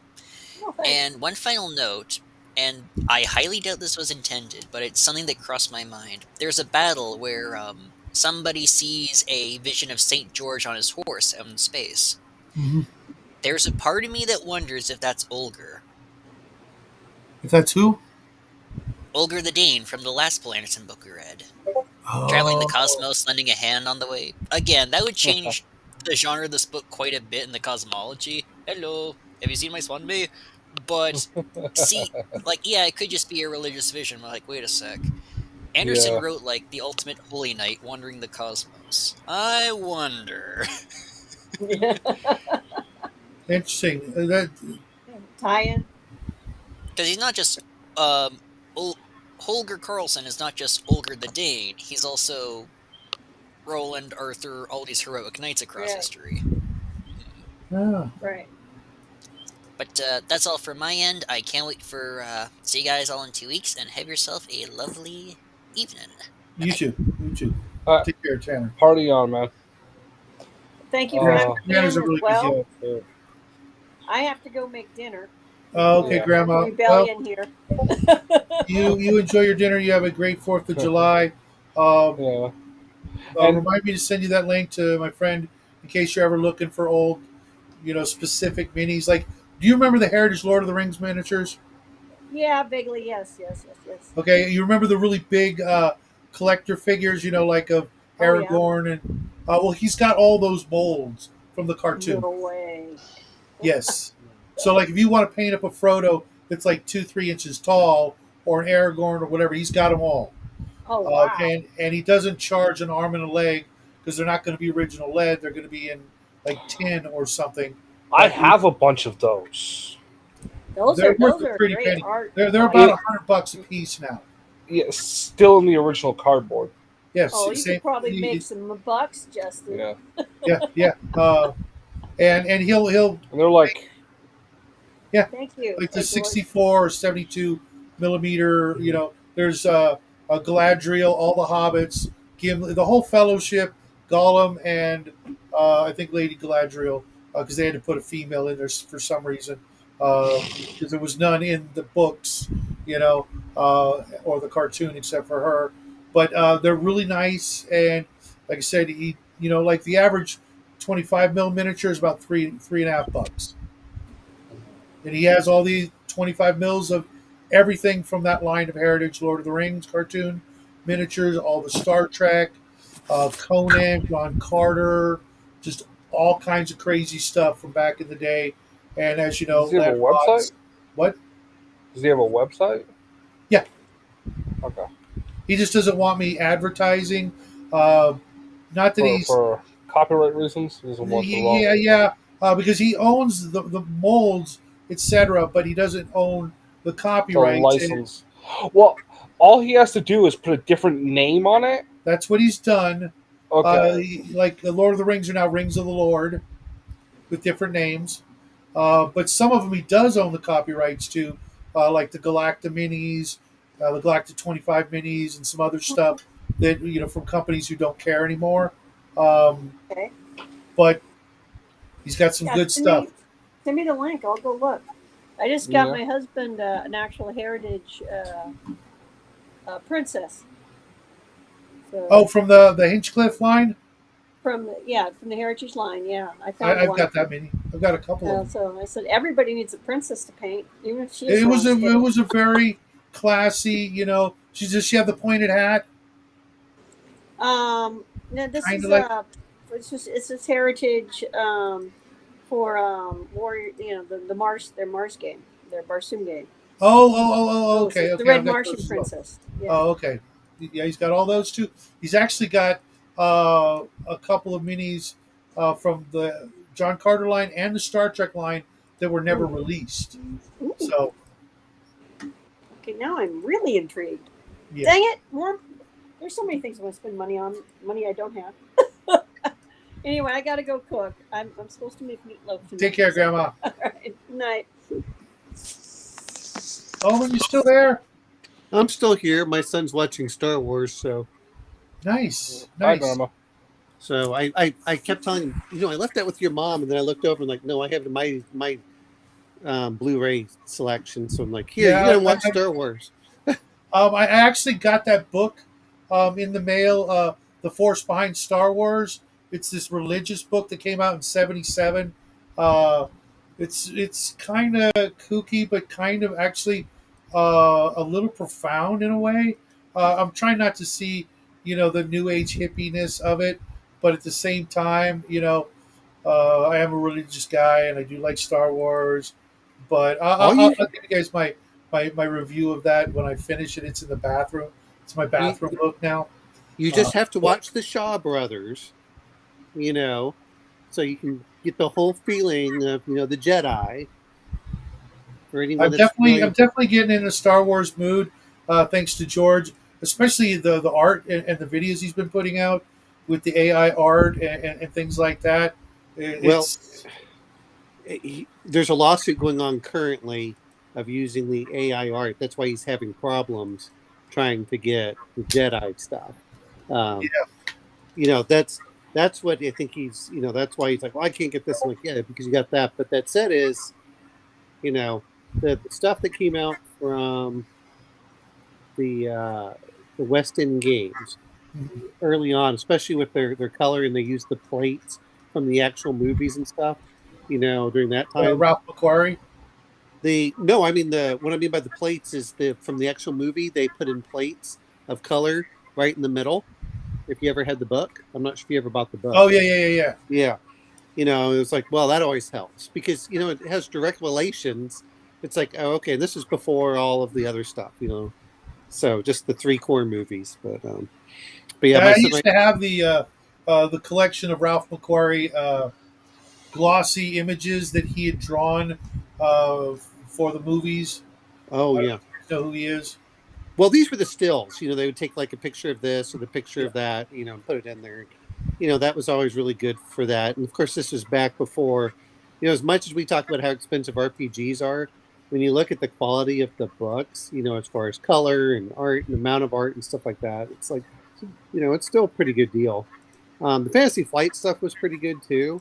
I don't have any problems with it, but you can definitely tell they kind of, I guess, until they got a couple of later books, but for the most part, they just kind of ignored the sequels, and everything else. But no, the West End game stuff, boy, they brought out a lot of stuff. I mean, I thought, it depends. Everything I saw was the P. Dalton and Walden books, and so there might be like 2 or 3 Star Wars books. I didn't realize how many they put out from West End games. Oh, there is a total and unconditional fuck ton. That's my point. But they weren't anywhere that I could see, where I could buy. That's the thing that, when people talk about all these RPGs and stuff, like if it wasn't at Barnes and Noble or Walden, what's up, George? Hey, how you doing? Yeah. Hey, George. Yes, but no, I've been watching the 36th Chamber of the Shaolin, stuff like that. Okay. I mean, there's just something. I'll tell you this much, and I really hope they bring it out. Creation of the Gods Part 1, which was a couple years ago, that was really good. It's in Chinese, and then they have Creation of the Gods Part 2, Demon Forge, which just the trailer looks awesome. So I'm like, all right, I can't wait till that comes out, and on streaming, because let's be honest, where I am. Oh, and you said about a used bookstore. I didn't realize this. There's one like a block away from where I work. So yeah, there's just one up the street from me. Yeah, I mean, I haven't really looked in there, but they said they have old comics, they have old books, but I still, so I haven't gone in there and see what's left. Yeah, there's one not too far from me, but I think I've been here 10 years, and I think last week was the first time I been to it.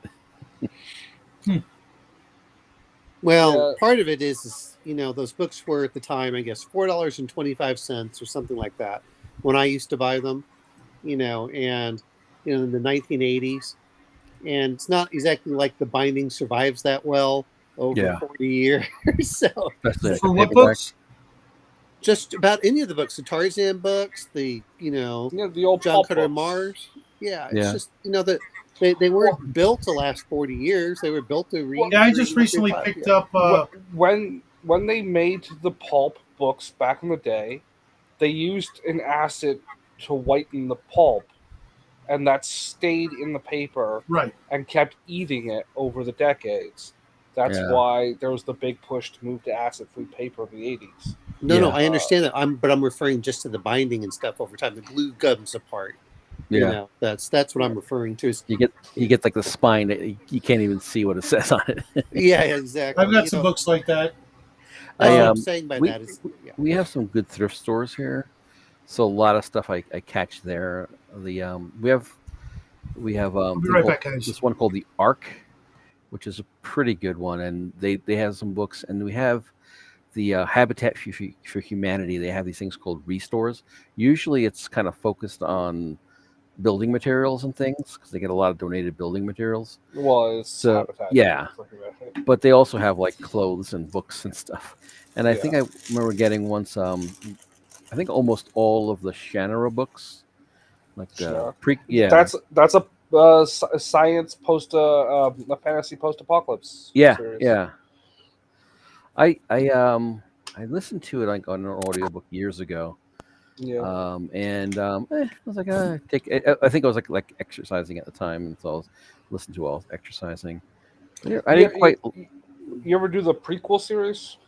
They're Um, I must have. I devoured a lot of audiobooks at that time. But yeah, so there's like the whole like elves and stuff. The only thing that would be kind of now that it would be the elves would be were the real magic, and but they're just hidden. And then there's a crash, and I think at the time I was very picky about my genres. Like I can't have my genres blending. Ah. Well, yeah, I felt that way too, which is funny because I was okay to do sci-fi and I was okay to do fantasy, but I did not want you to get your spaceships into my the two to my touch. yeah It's like yeah this. exactly. Yeah, It's not like this. It doesn't work. It's like well, this. yeah, I didn't want the Shadow Thunder would the love it. Barbarian. I didn't want the Thunder the Barbarian, and now as I get older, I'm like, yeah, I'd like to do a Thunder the Barbarian, Yeah. Yeah. game. And MTV did Shannara like a kind of they did like a teen drama Shannara, which I liked. I think because the Poppy visuals. Drayton. Yeah, Which one are you talking about? Ian Flux and those? I'm not No, sure. no. They did a live action series Yeah, but of the 10 first years book. ago maybe. Oh, okay. 15 maybe. 10, 15. Oh, so mid-90s No. or early 2000s. What year is it? What year is it? Oh, now. 2025? Minus 10 or 15. No, you said when you were 15 is what I heard. No. Or 15. Okay. Or 15. All right. I heard when Yeah. you were 15. That's why I said. You are Yeah, insane. And I think that's when I like kind of warmed up to this post-apocalyptic fantasy genre as a thing, because it gave me the visuals a little bit. Like it gave me these moss-covered and ivy-covered ruins of like Seattle or wherever that was. Hey, did you? Yeah, but you need to watch more Thunder the Barbarian. Yeah, I used to watch that as a kid. Oh, I look at him like, really? You bumped this off so they could do Shannara. Laverne and Shirley? You bastards! Milk and Pepsi. What was she drinking? Well, you know what gets me about the whole thing is if all of the IPs you figured they would steal, they're leaving like Conan and all these others like, oh no, those are too toxic. We don't want to do those. Like those were doing pretty well for getting if you want a male audience. Yeah. Yeah. I'm gonna bring this image up, and when Shadow gets back, you can put it on the screen. It was the poster for the Shannara TV show. Oh, okay. I didn't even know there was one. Well, then again, it was MTV, and I stopped watching it when they stopped putting on music. Yeah. Edgelord is not a fan of Shannara. The books Edgelord or the series or both? The TV I'm series? a fan of Poppy Drayton. Yeah. Or that other chick. My problem was with that. They all look kind of the same. The girls to me, they were pretty, but they all looked the same. Oh. You know what though is some of the Ralph Bakshi Herculoids. stuff. As I get older, I'm again like, why are you doing live action? I'd rather watch it in the cartoon form. So, in the prequels, because I mentioned that a minute ago, they did 2 prequels to the Shannara in the books. One is like modern day, and you're following this like teenage girl as she grows up, and then the second one, like there's a trilogy. The second trilogy is like living through the collapse, and you never see that in a lot of these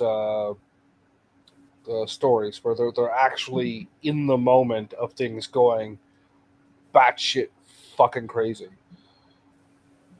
Yeah. Like in Thundar or whatever. Imagine seeing the actual apocalypse happening. Yeah, I mean, it's not that I'm against any of it, but you're right. It seems like they either want to do it after the fact, because I think part of it is they don't want to do the mental gymnastics of what a collapsing society would be as it's going into the post-apocalyptic. And that happens in the books. Well, that's good. There's fucking barbarism and everything, and like civilization. revolves around people colonizing sports stadiums. Oh, cool. It's almost like that. I've never read the Shannara books. I was tempted, but This is one of the prequel ones when the writing gets better. Uh, so like this is the poster for the TV show, mhm, and you see the Space Needle there. mhm. That's the best thing that could ever happen to Seattle. At first, Clearly. I thought it was Toronto. No, it's the CN Tower is much taller and has a cooler dome. I just, I hear these people, oh, I love Seattle. Man, the service is terrible. They're like, oh, yeah, the service is. And remember once going in, there were only like 4 customers, cool. and it still took like an hour to get the check. I'm like, we were done eating half an hour ago. Where did the waiter go? Yeah, no, that means they want you to get up and leave. Well, you know what? The problem was that they were all smoking dope, sitting in the back, not doing anything. That was. Then that means they want you to get up and leave. I know.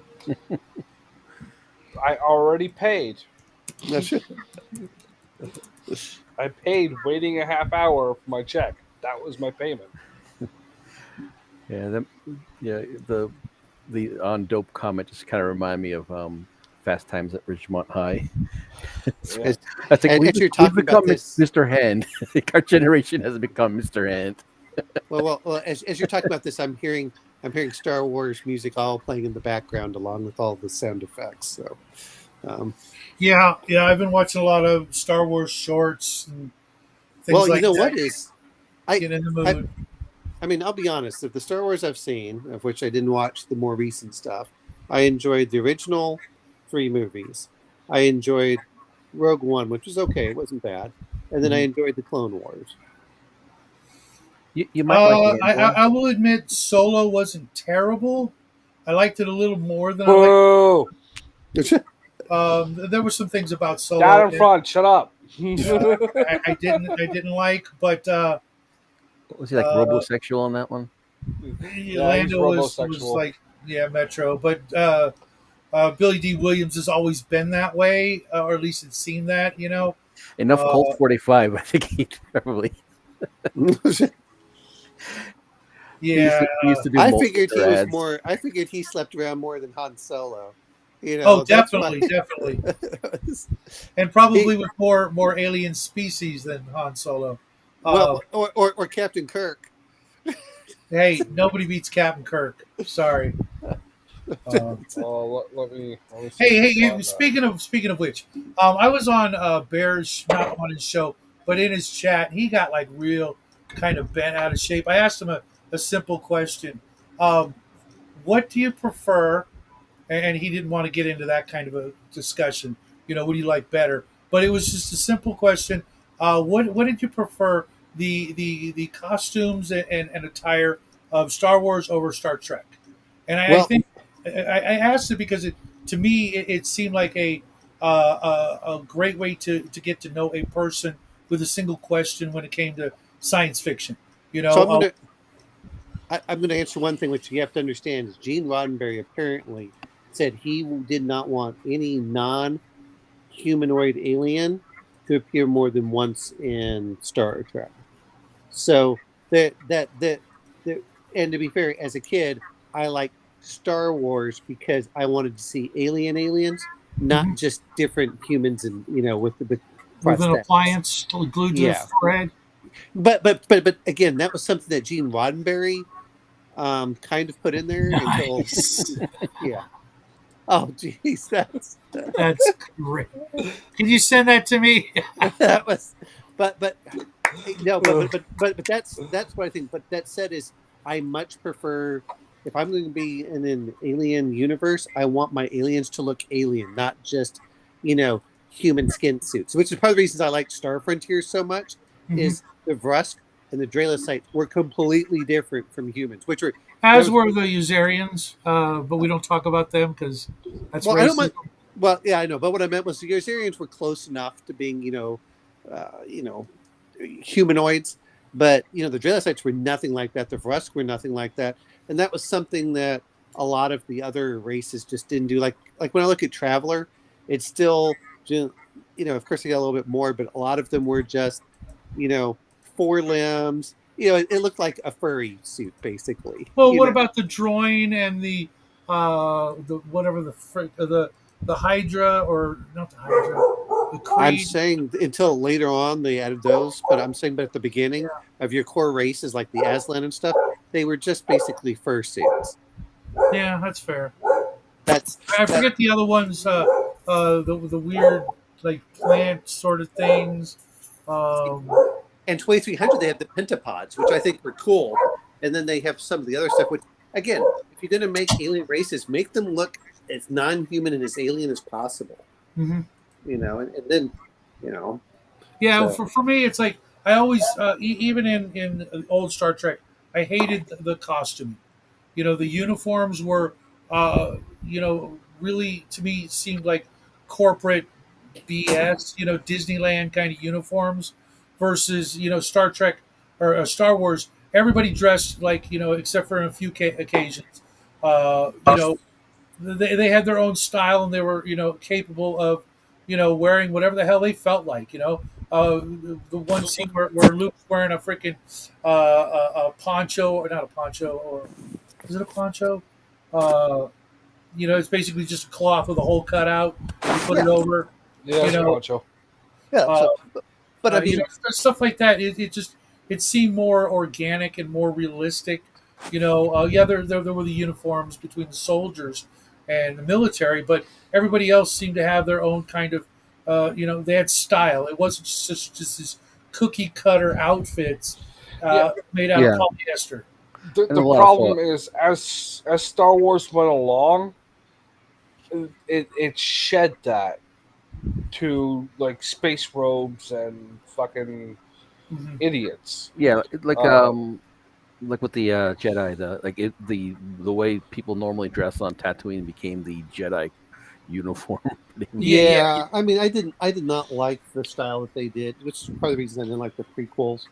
Um, But it, you get what I'm getting at, though. Even when they brought people on board, it just seemed like kind of similar to Blake Seven. They just went into one of the freaking wardrobe departments and found something. Okay, it's a sparkly dress, or it's mixed match stuff. well, From something else. well, Uh, well, but you also have to look at this much. It was a TV series made on a very low budget, yeah. to be fair. And then the other part is, my parents actually met trying to sign a petition to save Star Trek. I mean, that was, Okay. people. It ran for 3 years. That was it, but it was completely different than everything else that had been. I mean, a lot of times you have to look at like when things occur. It was completely different than anything that had been on TV Oh yeah. before. If it wasn't for Star Trek, sci-fi would have easily yeah. perished. I, Uh, I won't say that because if you look at 2001, which was a similar time frame, once we landed on the moon, that made a big difference in the whole. Kind of. You know, But Star Trek really brought sci-fi into everybody's living room.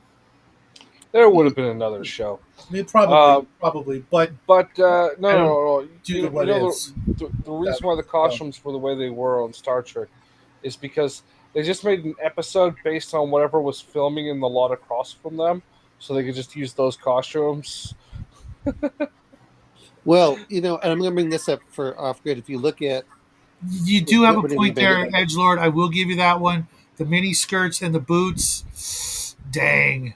Yeah, But- I will give you that. The the, go Good girl, Karate Kid. Yeah, I know. But I go also really dancer like girl.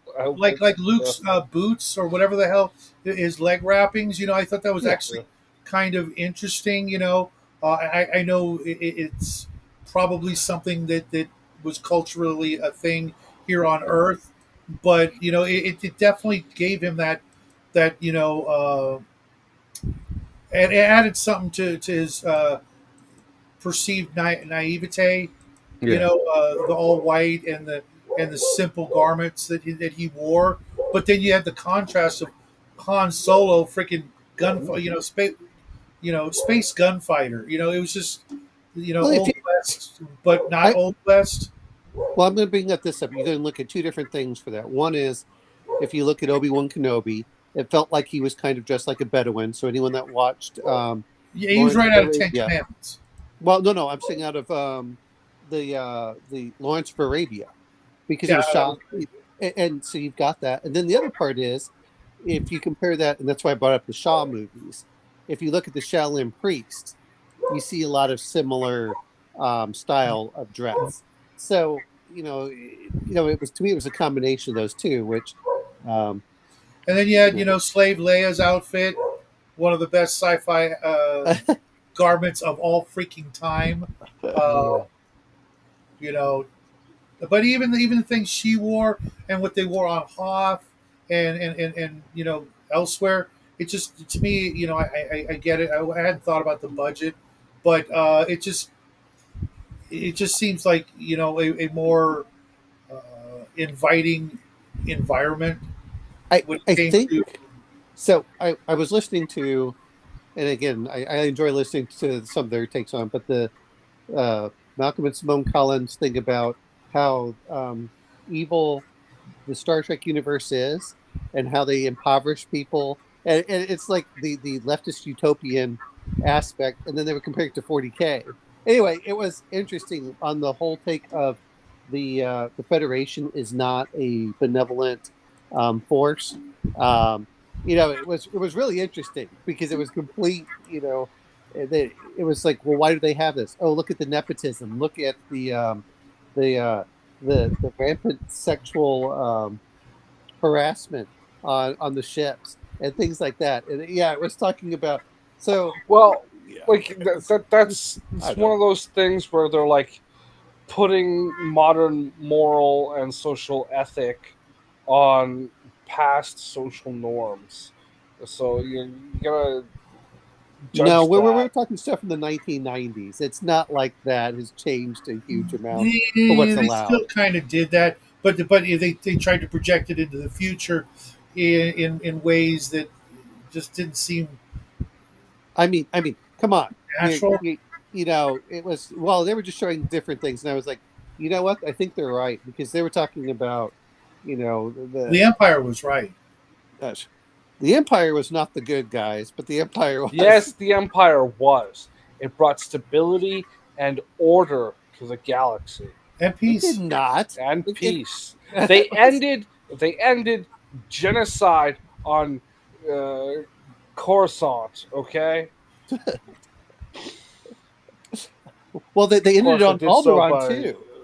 by Yeah, well, eliminating. yeah. Yeah, exactly. So, Last night I just watched Revenge of the Sith, and the Jedi were technically trying to overthrow the Chancellor. well, the problem that I had with if we're talking about the prequels, the whole Oh, idea is you were supposed to bring balance to the Fourth. I'm like, there were only good Jedi. So where was the balance supposed to come from, you idiots? I'm the one that told you that. No, that was something I came up with like 20 years ago. Just thinking how bad it was. Oh God, just the whole pod racing thing pissed me off. But anyway, I'm just gonna say, off grid. That was comment 100. yeah, yeah. Well, There is some good pre 70s. That's why I brought up Blake 7, which I only just watched for the first time about 2 years ago. I love that. I wish I could find it on DVD somewhere, but that's not likely to happen anytime soon.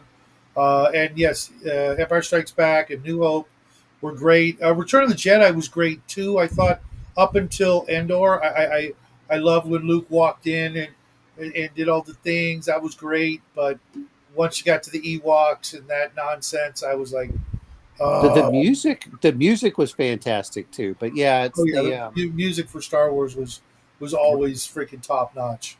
that's so those were and like I said, my son's playing in the background. Like I still want to go peek over and look at it, but Oh, is that what it was? Off which grid? one? Oh, The Japanese leg wraps. Oh, yeah. No, there's a lot of different off grid. silly. That was the 100th comment made Yeah, on chat. Not that it was 100.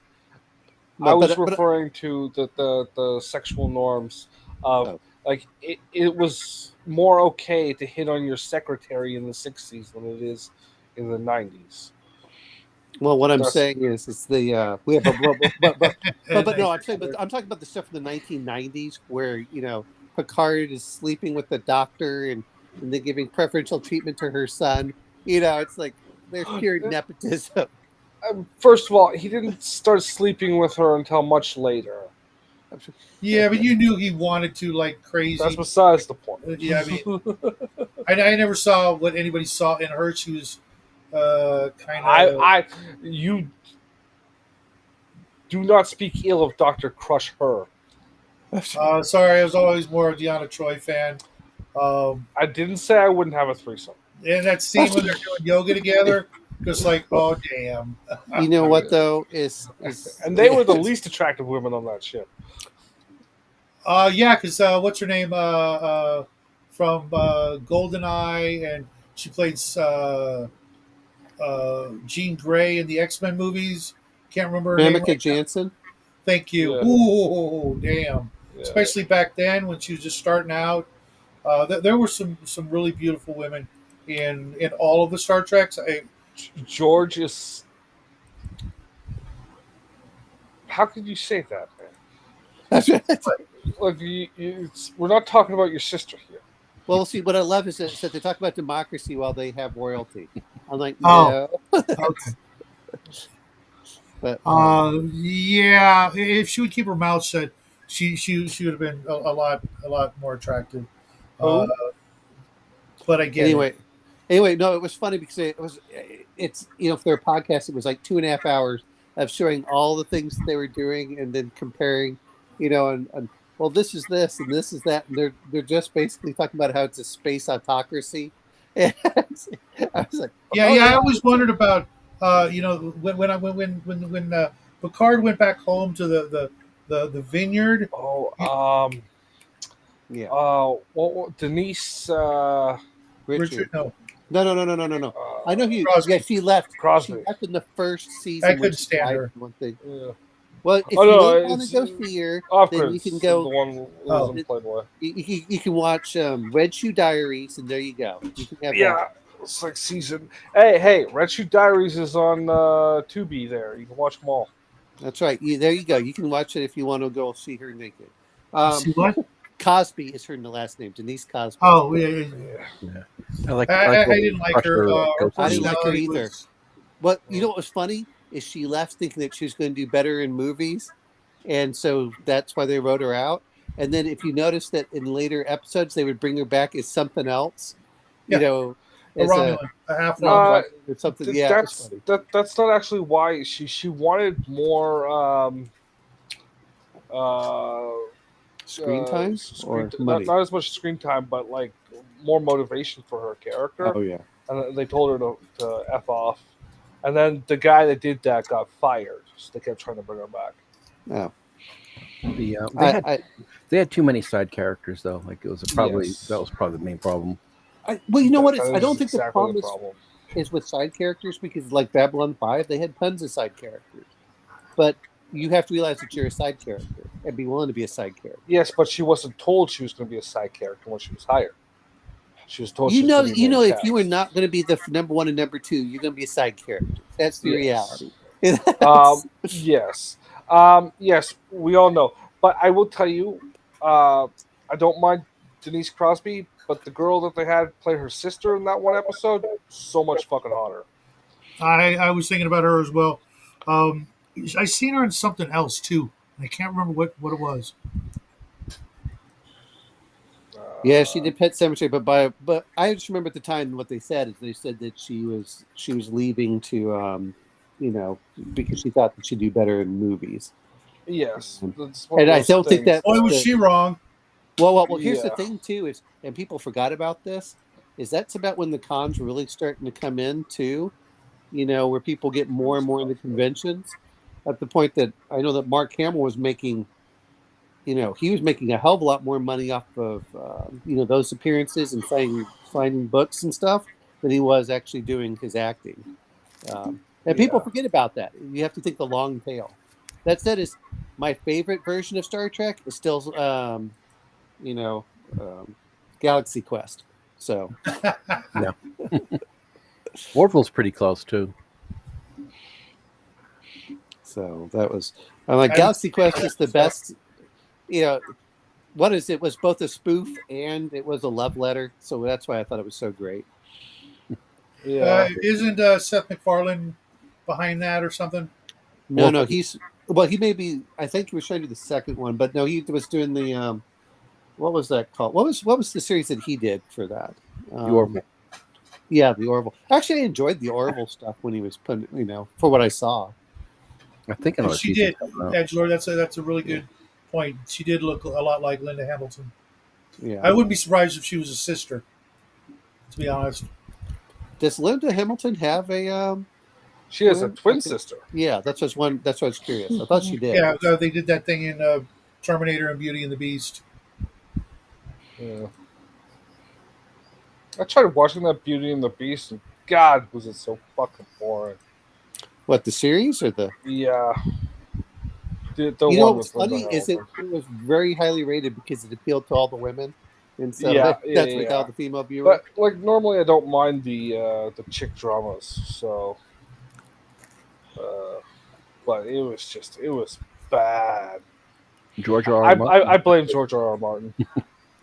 I he watched a wrote on couple that. episodes. They weren't too bad, but I was never a regular Yeah, watcher. well, there's the odd like episode like if you're just trying to like if you're just seeing like one episode here or there, I could see Yeah. sitting through it. But I tried watching the entire series. Oh, They well. had Sorry you had to waste your time like that. one of the cool things is they Don't find it a waste of time. Dissect the story.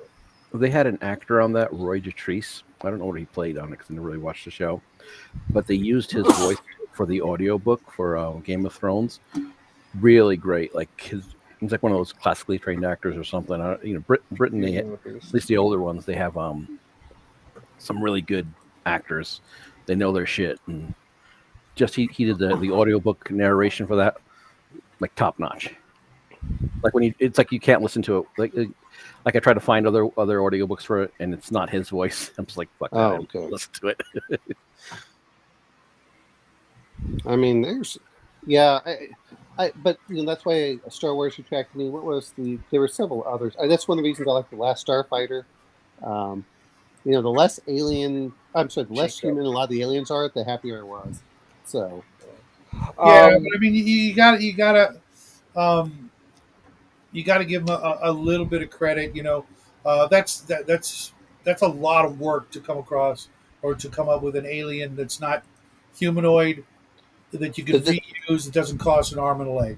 Well, the sheer number of for George Lucas, even in the first one, because you and I grew up about the same time. I mean, you're a little bit older, but for the toys, I just remember it's like, oh look, I can get all 100 toys of all the different stuff. They had to figure out names for him because they didn't have names for him in the movie. Yeah. And that's a good thing. Like, okay, maybe you have a name, of like a story Bible somewhere, but throwing that information into your story when it's not actually relevant is like better than putting it in there. Right. Well, naming shit unnecessarily in story does more to detract than to build. Right. The character played by Roy Dotrice in Beauty and the Beast was Jacob, and he was like the leader of the people who lived in the sewers. Oh, wait a minute! Didn't Ron Perlman play the main guy? Yes. He was the Vincent, the right. Yeah. Beast The Beast. character. Jacob raised him in the sewers because there were sewer people. There's still sewer people. Yes, they are sewer people, and they're all like psychics and shit like that, or something. No, I mean, there still are sewer people. Yes, I know. But these were the New York sewer people. Yeah, that's where a lot of them are. Yeah. Not the California sewer people. Yeah. The scariest ones, though, I think, are the Las Vegas sewer people. Yeah. Oh. But yeah, B. Arthur's and the creature. What? Okay. What? Uh, B. Arthur singing in the Creature Cantina is 70s TV gold. I don't know what you're talking about. neither do I think it was in the holiday special. It sounds like Oh, really? something or some kind Happy of spin Life off. I'm not Day. sure. Okay, okay. Yeah. We are going to do a Life Day session. Yeah. 87 to 1990 for Beauty and the Beast. Oh, so fucking bad. I tried watching this. It was like just the end of last year. I had an ex who not only insisted on watching the show, but she also had either the comics or the graphic novels she'd constantly be reading when she wasn't reading vampire comics. Oh, Who is this? an ex girlfriend I had a long time ago. Oh, okay. Yeah. And it was like, this is awful. I'm going to go do anything else. Now the one show I would recommend, yeah, I think it's all on YouTube, is Hypernauts. I think I told you about this show before, Shadow. Sounds familiar. And it was made. There was only the one, like a half season or whatever, and it was to defray some of the production costs for Aliens on Babylon 5. And it was about like these three cadets from this space force, and they're sent out on patrol as a punishment. And they're in their ship, and it gets flung to this weird sector, and then they gotta like try and find their way out of this space bubble without getting tracked back to Earth.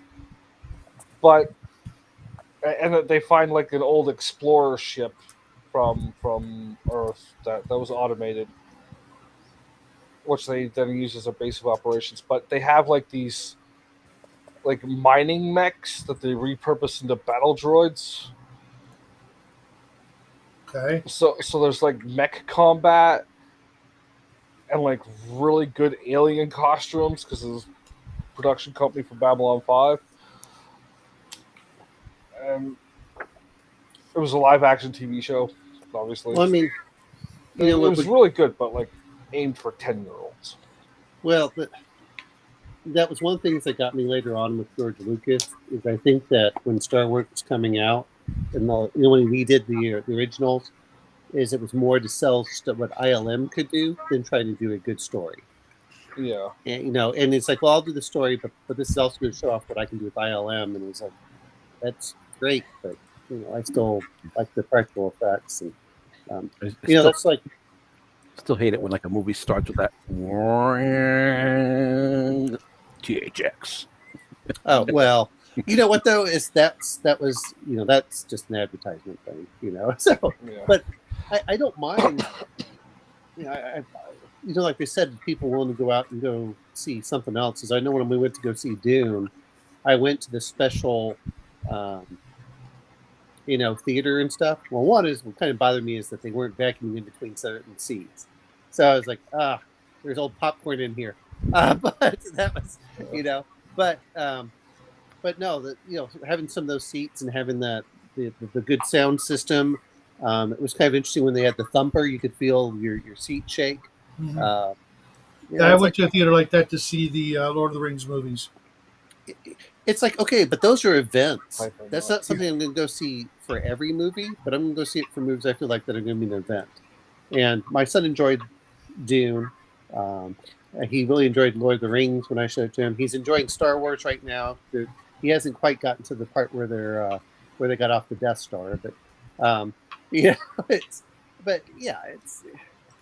but I like to share that stuff. I think that's one thing that a lot of them. This is what I'm surprised that Disney has not done, which they used to do back in the day. Was why haven't they re-released Star Wars into the theaters, the original theatrical, like 1977 version, and the 1980, none of the stuff that Lucas messed with. Hey, this is what it was like in They 1977. can't. That they don't have the rights over it, nor do I think they really care, because they did do the re-release for the 20th anniversary or the 25th anniversary of the prequels. Yep. And that they had re-released in theaters the originals just before that, but it was the newer version of them. I think they there's- I think they showed the original Star Wars this year or last year, but it was in yeah, a really yeah. Well, small theater. the 25th anniversary of Episode 1 was last year. No, I'm saying the 1977 version of Star Yes, Wars. I'm saying that they did that as part of that release schedule. Okay, And, but it was only in one theater. Is my point. was it just at the Chinese theater or whatever? Or No, somewhere it was in else? London. Oh, okay. That's what I'm saying. Is that we're talking about the 1977 version of the original Star Wars. I don't know why Disney doesn't just do that. I mean, because a lot of people go back and just watch it. I was surprised in how people went into one in when he did 97, 98, 99. I would like an original, original cut, but remastered, clean up the image and all that crap. Yeah, but that's what I mean. The original cut. Well, they have the Laserdisc stuff still somewhere. So I mean, you could, but that's what they could do. And why not re-release it? Disney used to do that with all of their animated movies every 7 years, because the idea was that the kids who were in that age group aged out after 7 years, and they would re-release it in the theaters every 7 years so people could go back and watch it. So I don't know why they haven't done that. But you know what? They'd rather toss money away. Look at the billions they spent. They spent what, $4 billion, and none of the Star Wars has even made that back. And they bought that years ago. Yeah, 15 years, 20 years. It's how they screwed that up. It was a license to print money, and yet you burned it all. Well, I'm waiting another 5-10 years, and then I'm gonna offer them $10 for the Star Wars. Property. Well, I was hearing also I'll reboot it. Yeah. Well, it'll be an all black Star Wars, and you'll like it. Okay, Chasing Amy. If you ever watched that part of the yeah, that's what I was referencing. Yeah, I know. But Vader will still be a white guy, well, voiced by a black guy. I know. No, I thought that was, but no, it was. But it's just the whole thing. It's like, why are you? Yeah, I will say as much as the Fantasy Flight stuff. I've got 2 of their books for Star Wars. One is their hefty beasts of books, but I say Fantasy Flight. It's kind of like a studio, but they're all owned by Asmodee. They're actually pretty decent, but if you like the system, but I mean the art, plenty of art. The rules are there. It's one of those I think that they produce too many, supplements at a certain point. Supplements weren't being as quality, so. Yeah, I kind of like their dice. I would love to try it out sometime. That said, I like their actual IP of Twilight Imperium. I like their I was looking at that, pretty alien, but I then stopped. I don't know why. For what? Twilight Imperium. Did you get the book, or what's going on? No. I was just looking at stuff online about it, and it was in my watch list on eBay for a while. Then it fell off. Just didn't care anymore. Yeah, no, like I said, it's hard to find. We have. You got the board game right up there. Yeah, well, I know. That's why he was referencing. That's what Fantasy Flight. They use that. They've got. Oh, and by the way, like you said, Justin, they've got history on it and everything else. Books written about it and everything else. I've been waiting for them to do a reprint, at least of Shadowlands. They're supposed to get another book for Legend of the Five Rings, and that is really cool looking. But it's funny because you read the original, the Fantasy Flight version, and then you read the 5e version, and the Fantasy Flight version is for adults, and the 5e version is for children. It's literally like, oh, you want to avoid sensitive topics like suicide and seppuku, and then you go to the Fantasy Flight version. It's like, yes, this is what they'll do, and then the ritual suicide. It's it's so funny because it's owned by the same company, but just the different stuff in there. So Ethic. yeah, well, it's which age group are you aiming at? And Well, yeah, it's also a fantasization, right? Because look, like 30 years ago, we would have gotten that like the adult version, like you're saying, as like, well, I would have been 10 30 years ago. Yeah. So as 10-year-olds, we would have gotten it because we would have been expected to understand that like shit is dark and crap. Yep. And like that's how you teach like adulting just generally. Yeah. well, Not being a pathetic waste of existence. well, I mean, my friend, and I have to use, and I use him as a normie because he's not involved in the whole stuff. His wife was like, "Oh no, you don't want to play this other game. It sounds too dangerous. You might die." And he's like, "Yes, but death might be good. It really puts stakes on the line." And he wants to be a story gamer and not know that her character can die. And I went, "But if you make death, You don't want to play this other game. It's too dangerous. You might. It's a game. I know." Right. Well, I think the I problem was is that thinking the same people- thing, Justin. I think people No. invest too much in their The character. rules are if your character dies, the DM's got to pull out a shiv and stab you with it. Well, Right? I think Whatever some happened of in the it good old is- days? Prison rules. well, I think. Well, no, that's if you fudge your dice.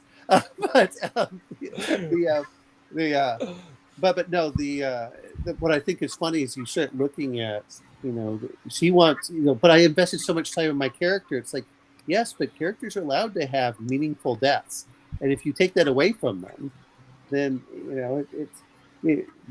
allowed to do Cheapening. crazy weird stuff that just Right. seems I actually experienced that when I was in a game, George and I experienced it realized just Saturday. nothing I could do, Or Sunday. nothing I would do was going to get me killed. yeah. So I started doing stupid shit, or maybe not stupid shit, but I pushed the envelope. Let's say, and it just took so much of the fun and wind out of the game because it became blatantly obvious to everybody that we could just get away with murder. There I might know. be some consequences, but the ultimate consequence, which would be, in any other game called losing, was taken off the board. And I don't know about you guys, but I lost a character a while ago. I almost lost another one Tuesday night, and I'm like, yeah, that was freaking, more so the second night. You almost lost one on Saturday as well. Yeah, that's true, and that makes it more exciting. If you even if you go negative or 0 hit points or whatever the rules are, you're just going to be brought back. I wasn't gonna start trying doing to that kill shit. anyone. I'm just really upset that you didn't all die because it would have been so cool. It would have been so much fun if you all just like logged in to the game next Justin? week, and Raven was like, "Hey, everybody, let's get ready to play." It was like everyone just turned to her and said, Yep, off "You're grid. all by It was yourself close, right man. now." It was close. Well, I mean, the whole point of again, it's a different type of player. Now, I'm not knocking things because people can be very nice, but it's like, yeah, but you're missing out on those. And again, I think some of it has to do with male versus female, mentality for some of these. It really things, does. which is, It really does. I hate to be that No. way. No, I don't. no, I mean, Well, there's that. but I mean, literally the way it is. A lot of times, I've seen more female players lose their shit over a dead character than I have male players. my mother still remembers hearing stories. And we're Yeah. talking in the 80s, where they had counselors for players that had their character die at Gen Con. It's this is not something new to us. It's become more pronounced. Oh, yeah. in Well, our- no. Well, it is new as of I want to say like 1999. No, I'm I saying, but this was in the 80s. We're talking that people still had this issue in the really 80s. It just wasn't as pronounced. That's what I'm saying. Yes, but in Yeah. the '80s, you went up to I the cow appreciate that store off grid. and We they make a good handed you a team. whiskey and told you to grow the fuck up. No, they actually, well, Yeah. So I think it's, but people Or I'm forget, going to one of the punch you. if you actually read the stuff that was going on, like Dragon Magazine, a lot of stuff all the players were talking about in 5e was in the Dragon Magazine too. You could read crap like this and you're like, I, oh, I that's I nothing stopped new. reading Dragon. I don't know. I've got the last one I ever read here, but it was probably in the double digits, not the triple digits. But having worked at game stores, it was just we had special rituals for when player characters died. There was the big lighter under the table. Oh, your character sheet just caught on fire. Stuff like that. You just rolled up a new one. You know, But I'm saying that the same stuff that everyone acts like is new isn't. It's just you have what's to up, also Raven? realize I something sent you the else, link. which is we're also 30 years older Yeah. now, looking back, and a lot of the people who are coming into 5e are like my son's age, or in that early to early mid 20s. It's like, yeah, you haven't dealt with this before because you haven't been playing for 30 years Yeah. or 40 years. That's what I'm That's referring true. to. That's incredibly fair. Yeah. But even But you know what? It would be more fun if I went to some place and said, "Hey, guess what, guys? Oh, your character sheet caught on fire because you thought you're like, oh, okay," and it becomes a running joke after a while. It does, it's and we were just talking with Dungeon Minister because he did a video on villains and vigilantes. That's literally like the game and the genre. For those players who don't or who have an issue with that, they want their character to stick around. Seriously, pick up a superhero game, and that's perfectly acceptable in a superhero game where they die but they come back more so than in fantasy novels. I can't think of other than Gandalf, and he technically, depending on how you look at it, might not have actually died. And then when you look deeper, even if he did, he was a freaking angel to begin with, so it's not a Yeah. big deal. Now, in a superhero game, um, I would play. I would like to see it played like, okay, your character died. We had like that big epic Superman's dead thing, and then okay, you roll up another character. You're playing some street punk or whatever, like I don't know, some C tier superhero for the rest of that session. Then you could do like the the equivalent of Man of Steel, Superboy, Cyborg, Because Superman, or that whatever. was actually kind of Yeah, fun. It yeah, really was. Someone, yeah. the four characters trying to, uh, Yeah, carry on no, the no. tradition. I'm saying like maybe you're playing one of those. Maybe you're just playing some background character because there were a bunch in that series. Mhm. Um, where that thing is like your hero is like trying to deal with that, and then you bring your hero back, or like, there's some like Because trying to if you think resurrect about it, them I storyline or remember whatever. when I was reading the Avengers and Wonder Man and Vision and that whole thing, where Wonder Man came back from the dead and stuff like that. There's so many more plausible, cooler ways for a character to come back in a superhero game than the traditional resurrect and you're back. Yeah, If you get resurrected, you get one chance. That's your last your I one and only directly second sent chance. Raven the link. The only reason why she's not here is because she's being stubborn. I sent her the link. She also knows where the link is in the Discord. Yeah. I was thinking about that since everybody here and Raven listening. I might actually want to run a superhero game on the Saturday night show. Villains and Vigilantes in the new Oh, year. Put it on the list.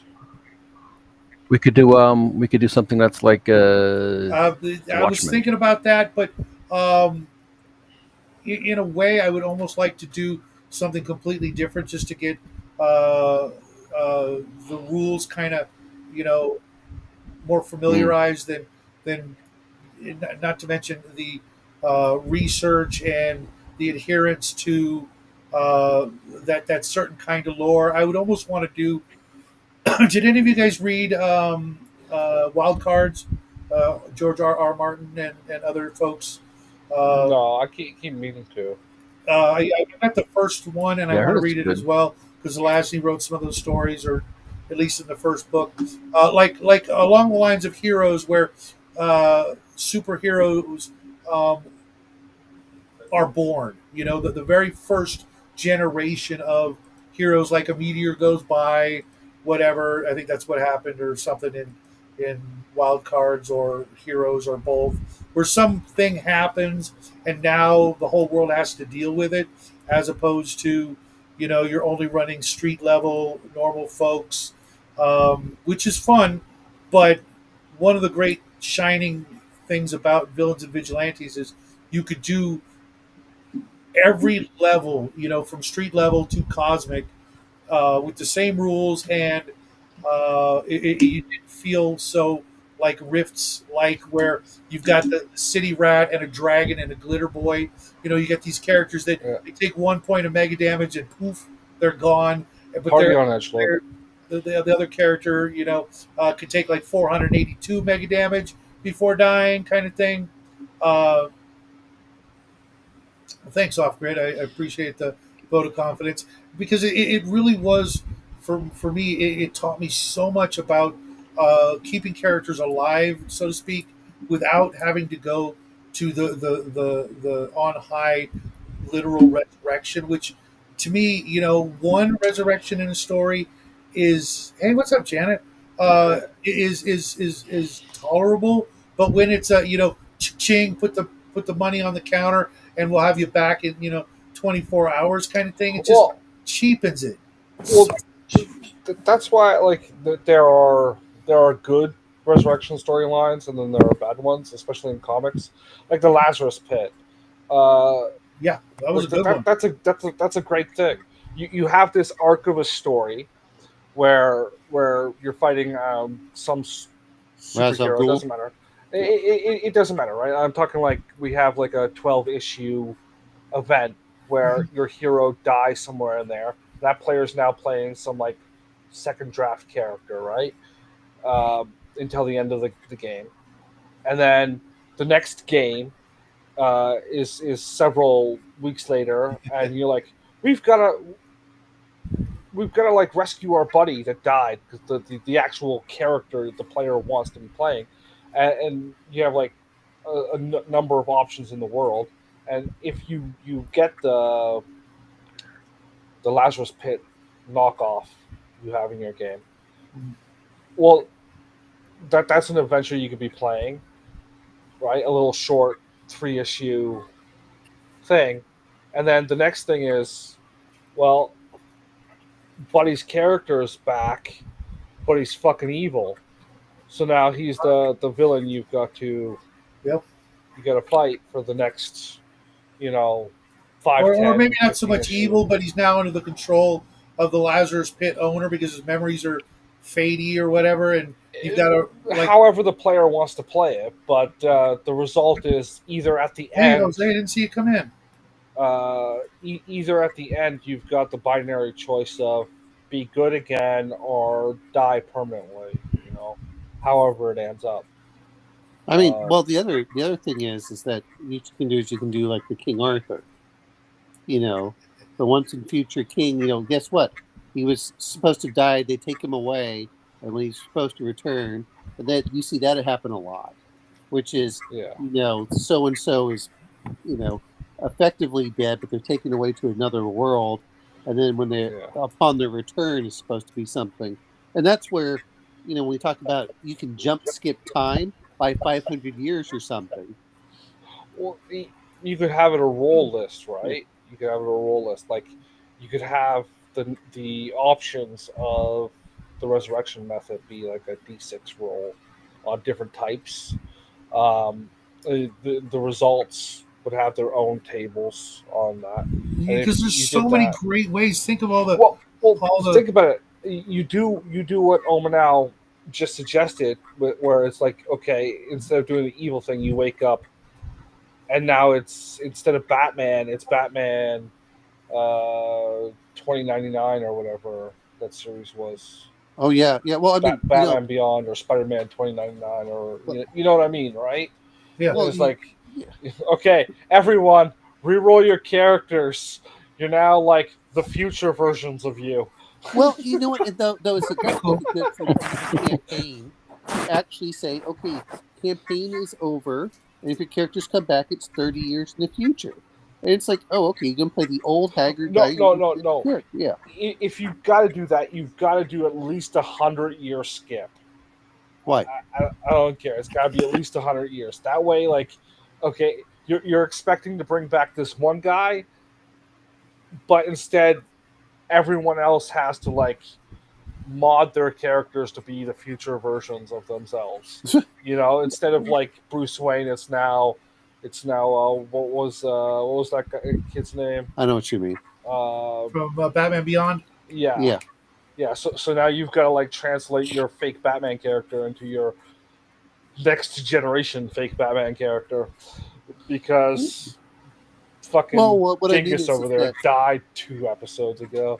well, what I mean is that, like for the traveler stuff, whatever you're doing, it isn't that hard to say, well, guess what? Fast forward 8 years. Now you roll your character, see what your advancements are for 2 advancements, and if your stats go down, it's like, oh, okay. Do you want to play the same character? Do you want to play a new one?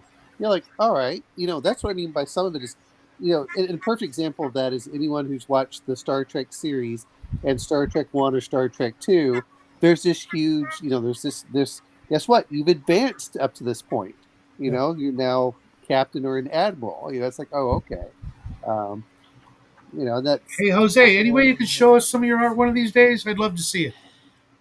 We clearly saw that picture earlier, and he's not a captain or an admiral. He's a father now. Well, that was number 2. That was Wrath of Khan. I want a paternity test on that one. Well, but I meant, like number 1 is they actually, because the characters age, they also aged up on what their promotions and stuff like that. It's like, oh, okay. But it seems like a lot of In the cup. a lot of people seem to be afraid of doing that stuff. It's like, no, there's what it's even like Beowulf. By the time that Beowulf got to fighting the dragon, he was a much older man. Hey, guys. Party on, George. See you later, George. I just think that we just forget sometimes about that, and it's easier to move things along. You're like, okay, but that's what I mean. Sometimes it's good to have that, and then if players say, "Well, I don't want my character," oh, well, go re-roll a new one, and then if you want to bring back your old character at some point, what has he been doing over the last 8 years? And you can bring him as an NPC or whatever is going on there. So,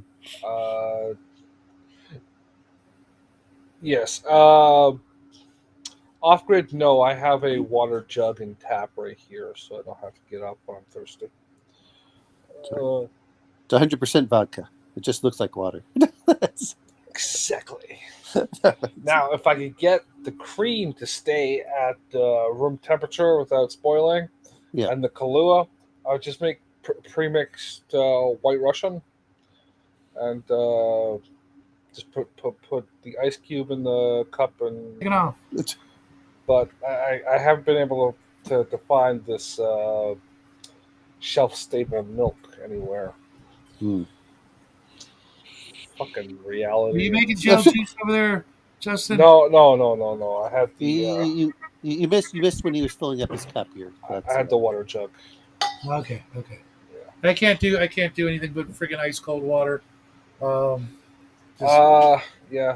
See, I don't like ice cold water. It's too cold for my throat. I'm like, I much have for the about 60 degrees. I don't mind cold beverages. They just they're not good for the digestive system, and I don't want to get to the point where I need the pink stuff later on in life. So check this out. One of the key points in V&V, well, it goes 2 routes. The initial starting for V&V, you're supposed to make characters of yourself with it suddenly gets superpowers. I could see that being kind of fun and humorous for this forum, but at the same time, I could see it being incredibly silly. I like the idea. Well, silly is fun if you play it with a straight face. Mhm. The idea of like just some guys, like maybe we're all guys at the bar, and there's uh, like a low level supervillain that tries to rob it, and we fucking jump him and whoop his ass, Uh-huh. and we're like, we can do this, and just Uh-huh. decide to go out patrolling. It's like, I don't know, vigilantes, and then some bad guy shoots us with like the mutation array, and we get like laser beam eyes and shit like that. Actually, I was thinking. I don't know how you power up in that game. I've got a couple ideas that are brewing in the way to superify the PCs. Um, It's just got to be slow and gradual and stupid.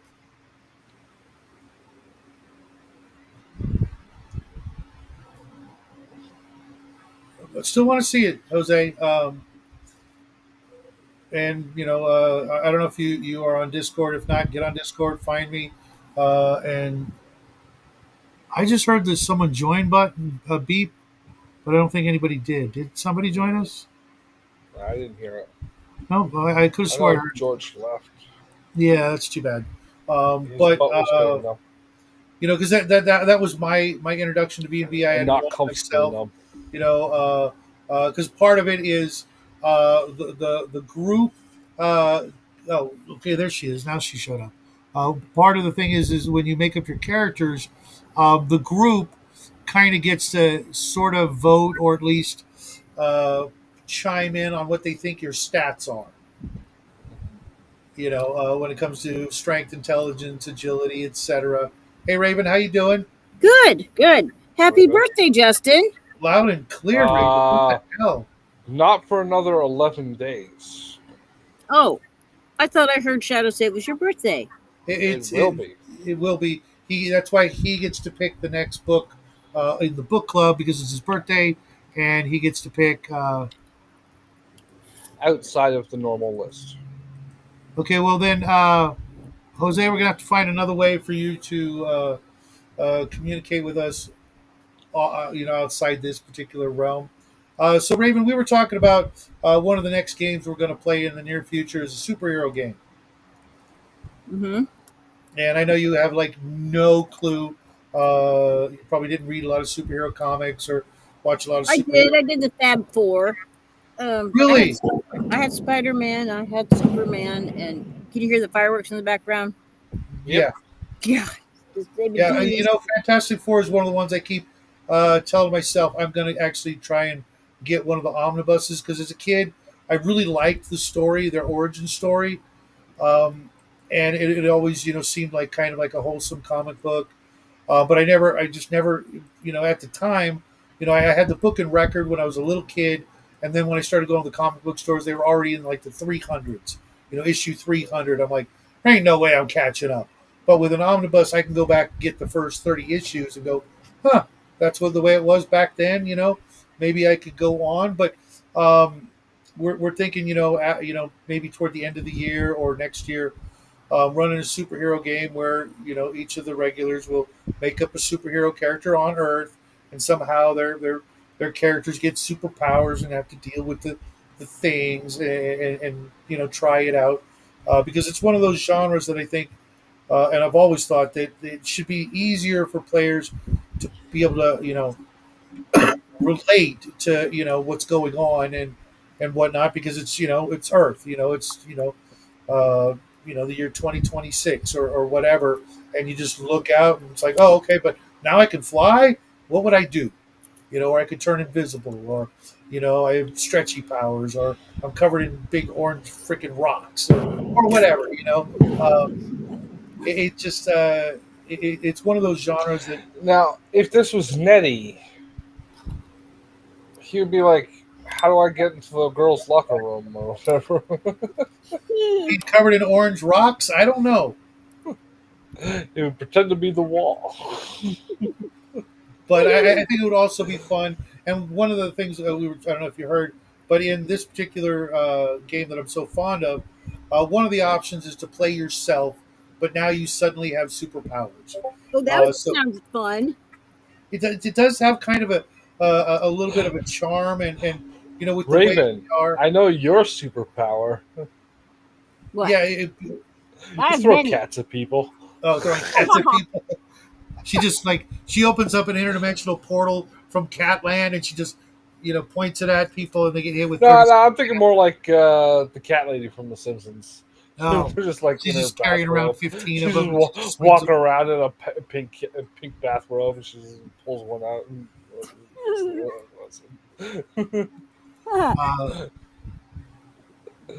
Uh, because in this group that we do things on Saturday night with, it's very very far from serious, and it could be fun. The only problem is I'm not running an NPC of myself, so you'll have to get along without me. Maybe it'll be the quest for Shadow. You got to find out, hey, what happened to him, man? Everybody got superpowers, and he just disappeared, man. Um, or we could just make up brand new characters from scratch, and find a way to get them together to do stuff and be Yeah. super and that sort of thing. Uh, Raven, did you get to watch last week's episode that you missed? Bork Borg. Part of it. Part of it.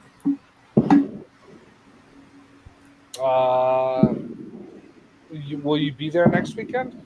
You mean tomorrow or 2 days from now? Yeah. Yeah. What? This Saturday.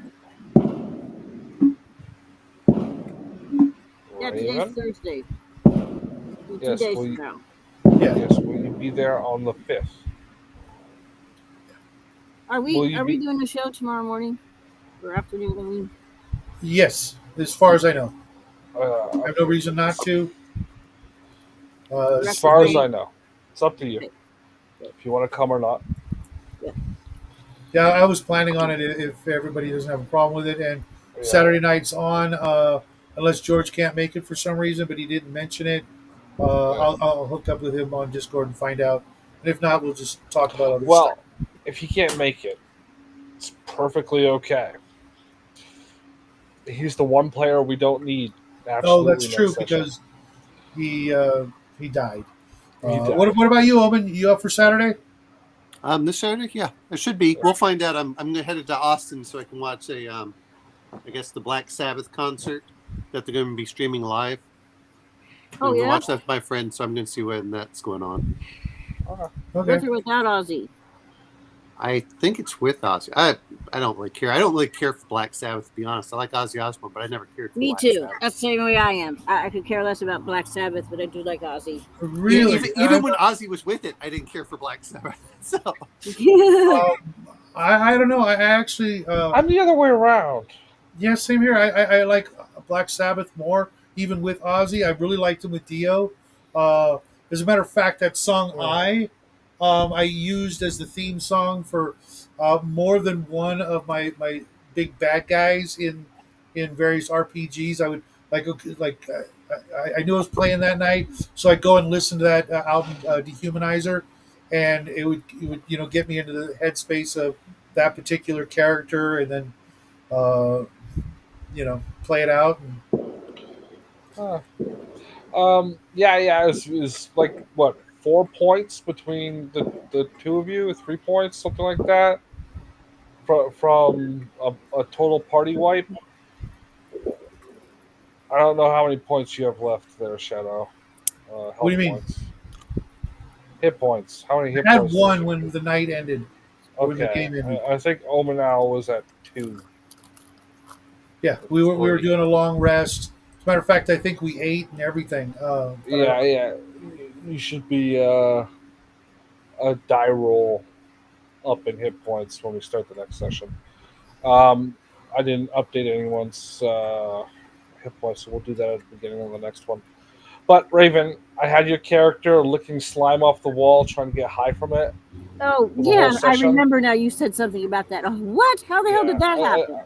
It's needed you to be out of out of the way without Yeah, he didn't want to risk teleporting you you. getting killed or doing something that you wouldn't do, so he had something that arguably you would have been doing. Uh, Yeah. It's just like, there's an hallucinogen here. I think Owen said it best. The schnozberries taste like schnozberries. That I'm was glad really you think funny. so highly of Really me. fun. Yes. Oh my god. What I'm gonna lay on this. I'm very upset that we didn't get to open the next session with you, 3 corpses, and a fucking mouth monster. And a mouth monster. Yeah. We all almost died. George did die, and had the Yeah. next game, had we all died, the next game would have opened with you alone in a room, our dead corpses, and a hideous monster with mostly mouths and extra limbs was getting ready to make you part of its collection. Yeah. Oh god. I'll pull the picture up there. I didn't show this during the game, which was stupid. I totally forgot. But Oh, we fought lovely. this thing. Yes, we had to fight that thing, and it was Lovely. it was horrific and very Yeah. difficult. We barely made it out. Yes. Oh. Yeah. Hey, what's up, Connell? I'm So we're this not much doing the sad. show tonight, eh? You slacker. We're not going to review Blazing Damn, I Saddles, stayed huh? up all night watching that dumb movie. Movie's great. Terrible film. Stupid. Blazing Saddles. What's wrong with it? I don't like it. You don't like it? Stupid. It was okay. I'm not a big fan of Blazing Saddles. It's just I told it to Raven like this. It's America's version of No, it isn't. Holy Not crap. even close. You can't even compare the two. Monty Python's so much more clever and funny and intelligent what are you humor. talking about? Yeah. Yes. Yes. it is. I don't know. Yes. It's is. the American experience. Blazing Saddles is just a bunch of Poop it's jokes. just stupid, and I got really bored with all the racial slurs. Like, okay, whatever. That's one of the Now. best parts. Move I'm on. kidding, of course. No, The fact it that they- actually is one of They just them. run it in the ground. pardon? I mean, it's funny in a few places, but they just run it in the ground. It's just Yeah. too much. It's the way the world used to be, No. even in the 70s. I don't use that word, but the one time Justin heard me use it, and I'm not a fan of it, but I understand. You used it live on my show. Yeah, I know. I did. Yeah. And I will ask for forgiveness when I go to church Sunday for it. You need you know forgiveness what, from though, me. It was. You're I forgiven. know if you can really look at what something was more like than to me, if it was a comedy. It was, but I have to agree with Raven. It was just overdone. I couldn't take too much of it. That's why it took me like 20 years to finally watch it. It's. But then I also had Yeah. what was the In the Heat of the Night. It's not they didn't use the same language. It was just a much better. Of course, it's a In the Heat of the Night is not a comedy. I got to address this thing. I do not use Facebook. This is from Jose. I was talking about a ship and used the word she. Facebook warned me about being sexist. Oh my God. A ship What? will get. He called the ship a she, and that's the way it's always been, the way it always should be, and the way it always will be, at least in my feeble little brain. So you stopped using Facebook and closed your account. Good for you. I have to use it for the channel, and it's the only way I can get in contact with certain people, for gaming purposes and stuff, like Tenkar and his groups, and some of the other groups that I'm very interested in keeping abreast of. But yeah, Well, I mean, that's the ship goes all the way back to Latin, if not before, for using she. yeah, but I mean, well, let's remember we're dealing with Facebook and Facebook's memory goes back to about 1999, 2000, and everything before that is evil and bad and wrong. Well, I noticed that all of a sudden this year, because they weren't getting funded, all of a sudden a lot of that stuff just disappeared. So it's like, all right. I totally agree. Off grid, I've seen many situations of just that sort of thing. If we're not careful, we're all going to be wanted criminals for just telling it like it is, or stating our own opinion. Uh, Wrong or right as it may be, we are entitled to our own opinion, and you can't identify those people that you don't want to hang out with if everybody says the same thing always. If we're compelled to speak a certain way, then there will be no truth and everybody will be the same, and I don't want to be around for that. If somebody says something that's horrible and it truly comes from their heart, so to speak, I want to know. I want to know what's how they feel and how they think, so I don't accidentally start hanging out with a bunch of the wrong people because they're Like compelled to Ominow? keep those, compelled to keep those things tightly Like bottled, Ominow. until they're in their basement and then they can vent. Like Ominow. I hang out with a lot of people with a lot of different opinions, and we still get along, even though we don't agree. Like Ominow. Right? Um, and that's the way it's This supposed is to how a work. running joke works, right, Ominow? It is. It is. I mean, how else? Are you? Then you're really, literally forced to only associate with the people that live within 100 yards of you, because at the very least you'll at least have the community in common as opposed to what you actually like, Yeah, or but how you the feel. system's doing the best to destroy your community uh, and replace it with Indians. But you guys know, And not even the cool feather ones. there aren't too many of those in my area of either type. You, But you, but you got the poncho wearing feather ones. you know, I've been here in this town for going on, I want to say 14 years, and I haven't met anybody in the area that's a gamer. I've met a couple, but they don't play the same kind of games as I do, and I know that, and therefore we don't hang out. But you know, I want to hang out with people that I have things in common with, not just because uh, we're neighbors. I'm good with all my neighbors. I'm one of the few people that knows everybody in my neighborhood's name, but we don't hang out. Because we all have different things we're interested in. You can look out and go, "Oh, that guy is into boating. He's got a boat in his front yard. That guy's into that." Or yeah.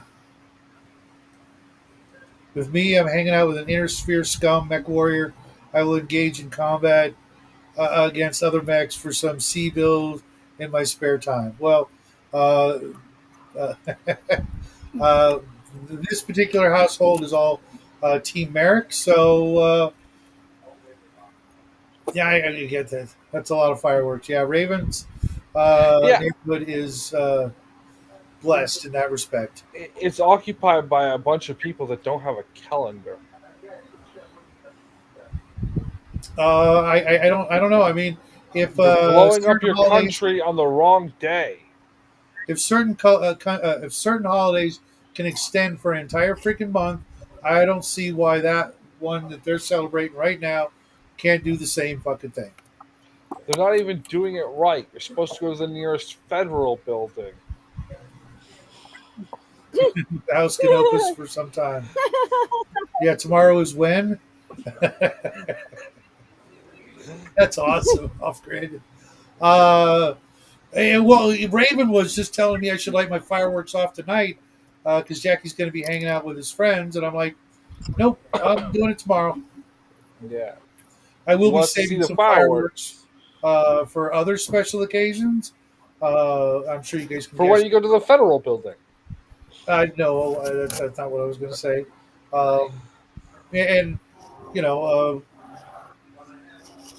birthdays and stuff like that. It's nice that be able to have a little bit of stuff left over, I, like smoke bomb, I, as a totally sparklers, and actionable Canadian, endorse every American to go to their local FBI agency with the largest explosive they can get their hands on. I do know the channel does not endorse anything coming out of Justin's mouth. Uh, in any way, shape, or form, ever. Not just now, but ever. Uh,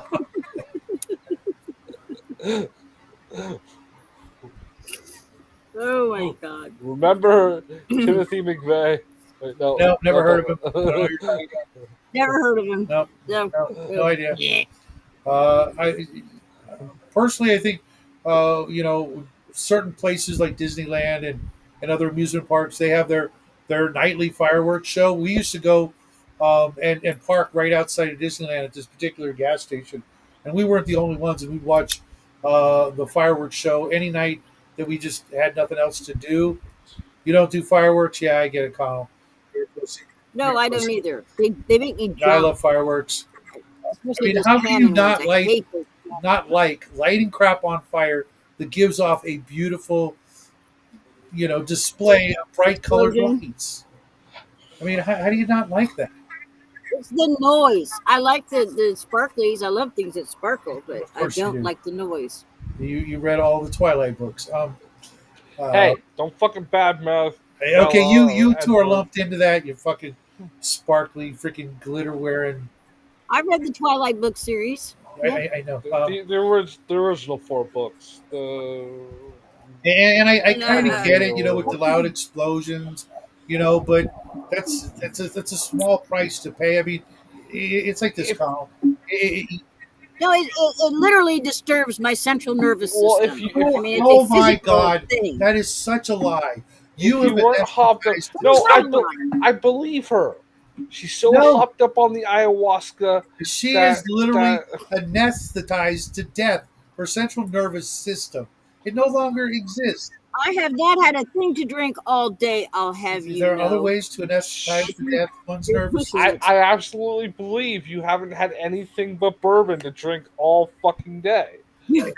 No, I've had soda and water. Just soda and water. Yeah, mixed with tequila. Off Too grid, damn hot. I'm going to say this for all the strippers out there: glitter should not be banned, but it should only be allowed to be owned by them. Now, Connell, here's the thing. Okay, I get what you just said, and I understand, but if you go into a situation like go into the park or whatever, wherever the fireworks are going to go off, you kind of know they're coming.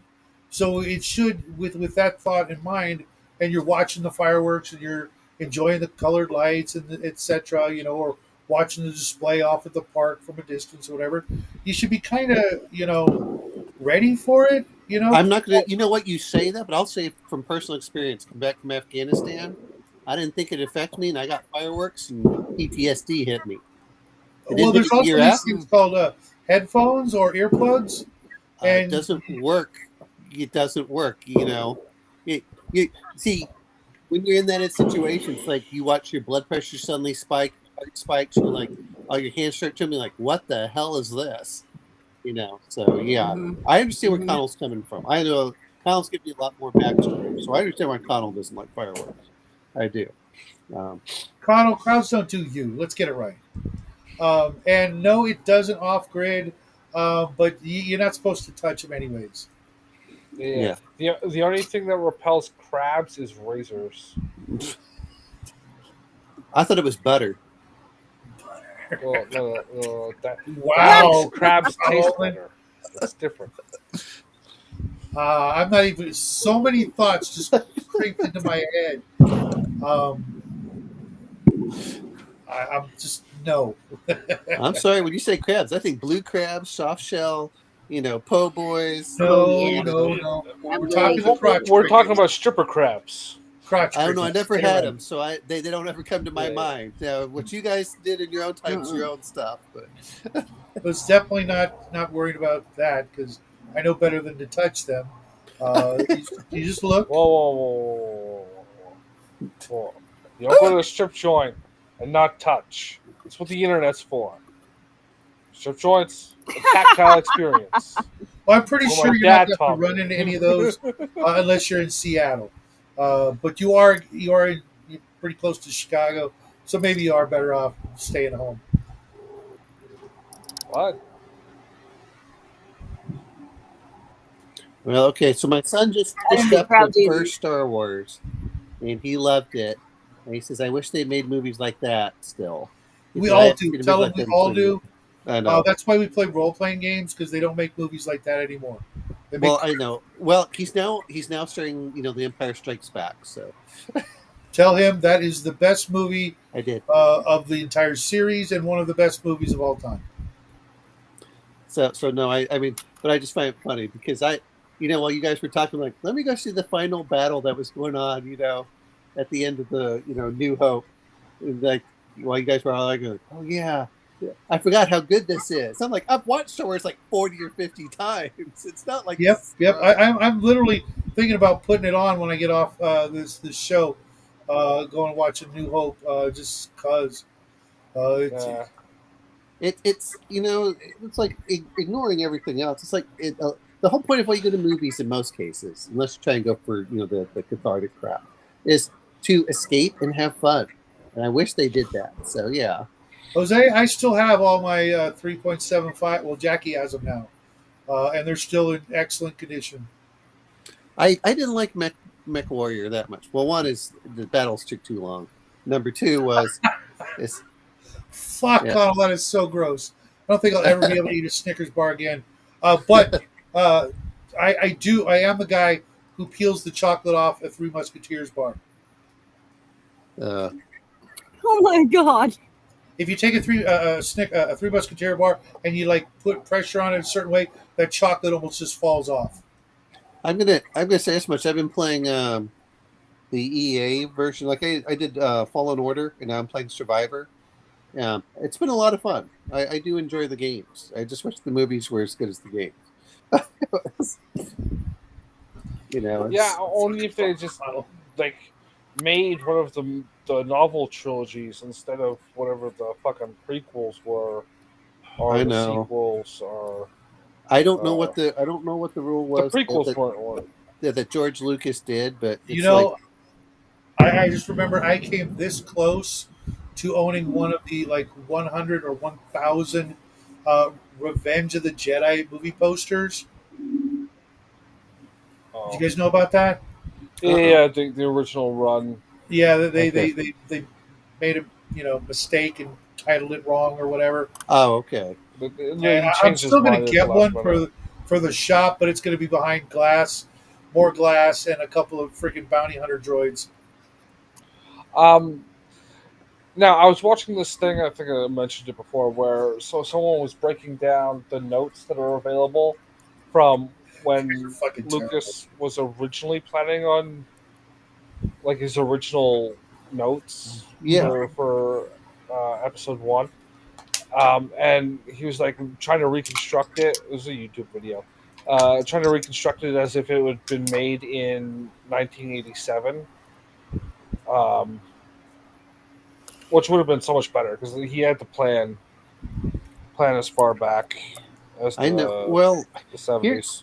I remember in the Um, 19 when I had Return of when The Empire Strikes Back came out, and I saw it in the theater, and they illegally let people come in, and they sat them. It was so crowded they literally let them sit in the the walkway. aisle.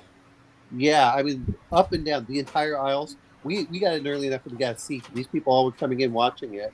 But I remember buying the book, the soft cover book that was also, they always did with the release of the movie. But there were like 9 other books at the time, or Yeah. 9 total books. It wasn't just like 1, 2, and 3 or anything. There was a lot more in there. Yeah, there were some that were like immediately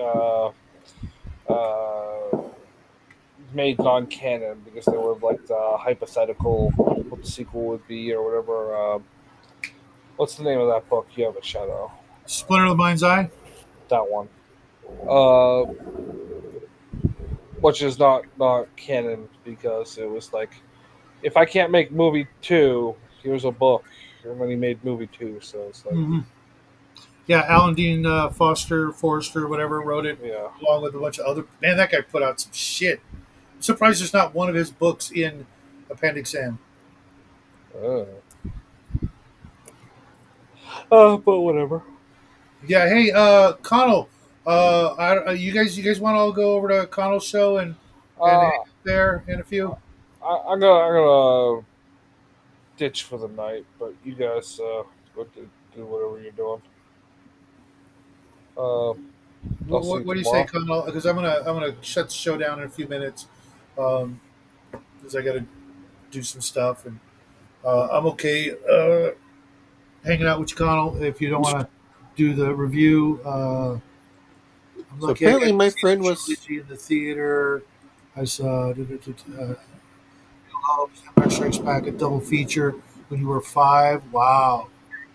yeah, no, I mean, I remember I saw, the Star Wars, like my parents first saw it, then I saw it when I was 4. And then, when they did Empire Strikes Back, I was 6, almost 7. But they kept playing it over and over in Germany. So I think I saw it like 7 or 8 times in Germany between that. And then I lucked out that I was able to Return the Jedi before Well, we'll left do it theater. at 9, like 45 minutes from now, Connell. Yeah. 'Cause I gotta do a couple of things when I shut this down. Um, I Well, actually read the paperback book. I got it at the Albertsons. I was like blown away that it came out, and I knew, I already knew the yeah. title of the movie, and the book came out, and I read the book before I saw the movie, and literally, like, I'm like at the end of the book, and I'm like screaming, "No!" I'm your father. I was, Yeah. like 10 or 12 years old. I was like, "No!" And my dad's like, "I told you." I'm like, "Shut up." And let's go find out. Let's watch the movie. We went to the drive-in, and sure enough, I was like, "No." See, I bought the book So good. immediately after I saw the movie, and I reread the book, so it was, but yeah, it was, I had it on vinyl. but Vinyl. Oh, you weren't even alive. You weren't even like, twinkling your parents' eye. No. I literally had what was the That, one with the snow planet, the third one? Hoth. that's the second one, Yeah, Hoth. Hoth was the second one. I thought that was the third one. Yeah, I had that one on vinyl, the audio on vinyl. I was looking at that game, Jose. I didn't grab it, but I was looking at it. I only ever got to listen to it once What happened? because my Yeah. record player broke and I never replaced it. Oh. At some point, I will play this game. At some point, it's just like a 4-hour board game. What is it? Rebellion? Star Wars Rebellion. Oh, I heard that was Okay. No, I heard it was really good. Do you have a spare cell phone? It was, but no, the Star Wars Rebellion I've heard was pretty good. Set up as a Maybe camera. I'm thinking of another Facing game. down. Yeah, Could be. I don't know. There's so many Star Wars games out there now.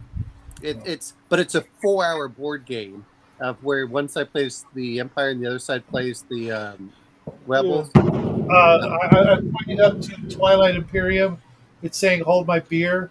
Yeah, but that requires like it's 6 a players. 45 day. Yeah. Yeah, it's but but that's the whole thing. It Nice. takes forever. Okay. Yeah. Raven, you Yeah. have a car, right? Yeah. Yeah. Okay, so you're gonna drive down to Toronto, pick me up, and then we're gonna go over to California. Shadow's gonna put us up in his guest rooms for because he has a mansion, so he's got like 30 of them. Okay. For a month while we play Shadow Twilight Imperium. Okay. Twilight Imperium. Okay. Okay. Sounds like a plan. Sounds like a plan. I don't know if Omenal could get a time off of work. Okay, that's definitely not the game I'm thinking, because the game I'm thinking of is a smaller board with the planets on it. No. It looked kind of.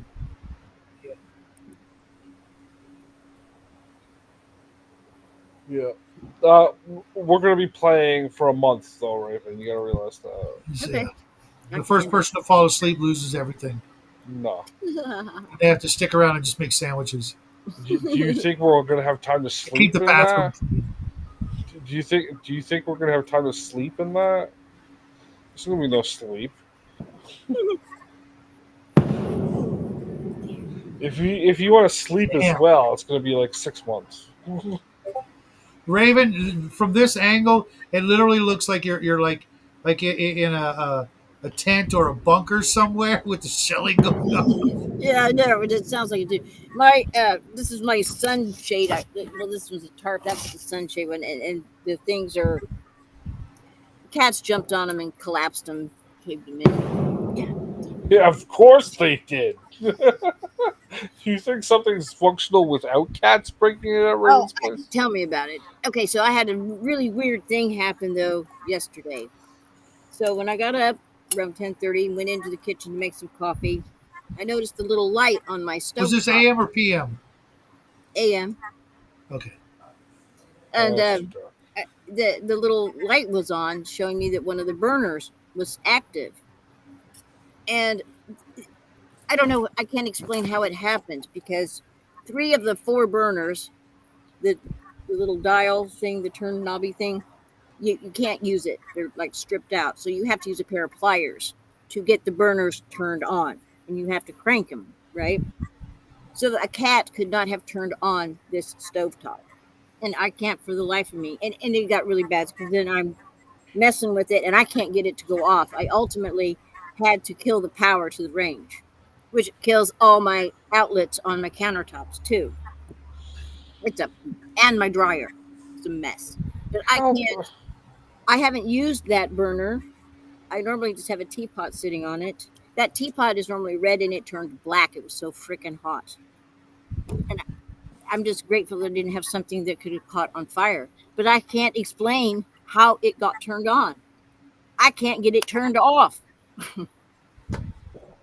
Yeah. What the fuck? You've got to get rid of those goddamn cats, Raven. It's not that there's no way a cat could have grabbed a hold of a pair of pliers and turned that damn thing on. There's just no but way. 2 raccoons could have. No, I don't even think the raccoons could have. They're sneaky like that. Like they're going to come in and turn on a stove burner and leave. That's what they do. Well, they wouldn't leave. That's in their Leave the contract. trash intact. They would at least knock over the kitchen trash and strew it all through the house all the way to the door. They give themselves away that way, you know. Off-grid says, can you safely disconnect the gas to the stove? It's an electric, and it's weird. It's a weird stovetop. The oven is separate. It's in the cabinetry, and it's just this cooktop, and the cooktops are like cast iron discs. That does sound iron. Yeah. We used to have that kind. Okay. That's, can you individually unhook each one of those things? Do you know? You know how the center has that sunken piece, and there's like that silver section. Sunken piece. Okay, so it's like a solid plate, and then there's like right in the middle. Yeah, it's a little bit. Yeah. So that unscrews, and is like the plug. You know how the coil ones plug in like 2. Yeah. Yeah, that's the section that it plugs in instead of It doesn't look like it's a separate piece though. No, it's a plate cover. You gotta like turn that and it pops off. Take a picture of it, and then put that picture and get your free ChatGPT account, and give it the picture and say, "How do I take this off?" And it will give you step-by-step instructions. Yeah, that's a good idea. You know, I did a story on my show this week about Chat GPT psychosis. That there are people that are getting so into Chat GPT, they're being institutionalized in mental wards. Yeah, no. There is no recorded actual case of that happening. Yes, there is. Yeah, there are. There is. Okay, so send me the link, and I don't want something that's got like InfoWars. No, it's not from InfoWars. No, it's not. Or fucking it's not, and people are Coast to Coast AM. It's a new kind of mental illness. It's not InfoWars. Like, but would you trust someone like the New York Times? I mean, come on. They sometimes look up sources. But I'll send you the article. It's really Yeah, I'm just making sure This, it's not some fucking I mean, like crack this pipe woman, website. Okay, she's lost her whatever. husband basically. She's totally lost her husband to this. He got more and more into the Chat GPT, and he got into something with Bible verses, and now thinks that he is supposed to help Christ save the world, and he's just lost his shit. Oh, he's probably right. So part of what I was hearing from it is that it tends to He's be going on his high crusade. it's people that are looking for that sycophantic, reinforcement. It tends to send them down that way, and they were referring to the fact that it doesn't is that may have happened to several, like Chinese emperors and Roman emperors, and that's like when you're surrounded by people that only say yes, then you mean like the Star Wars prequels? They're just all bad. Yes.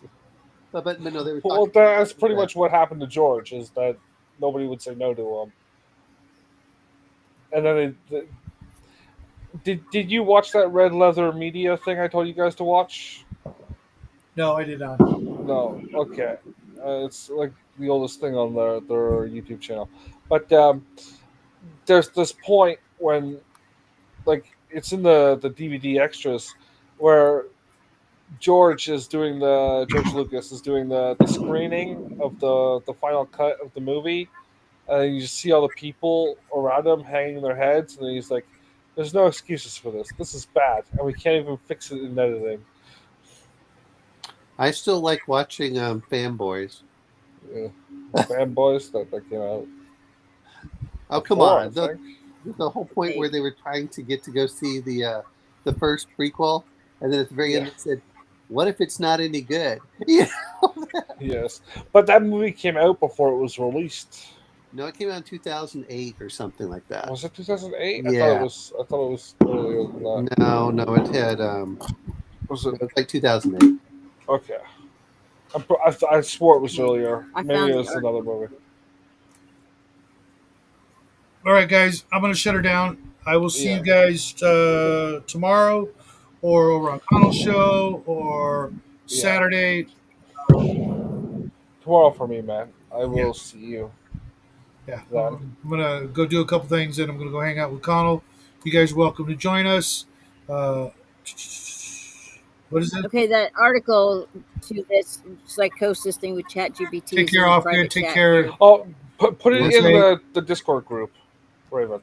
Oh, I saw it.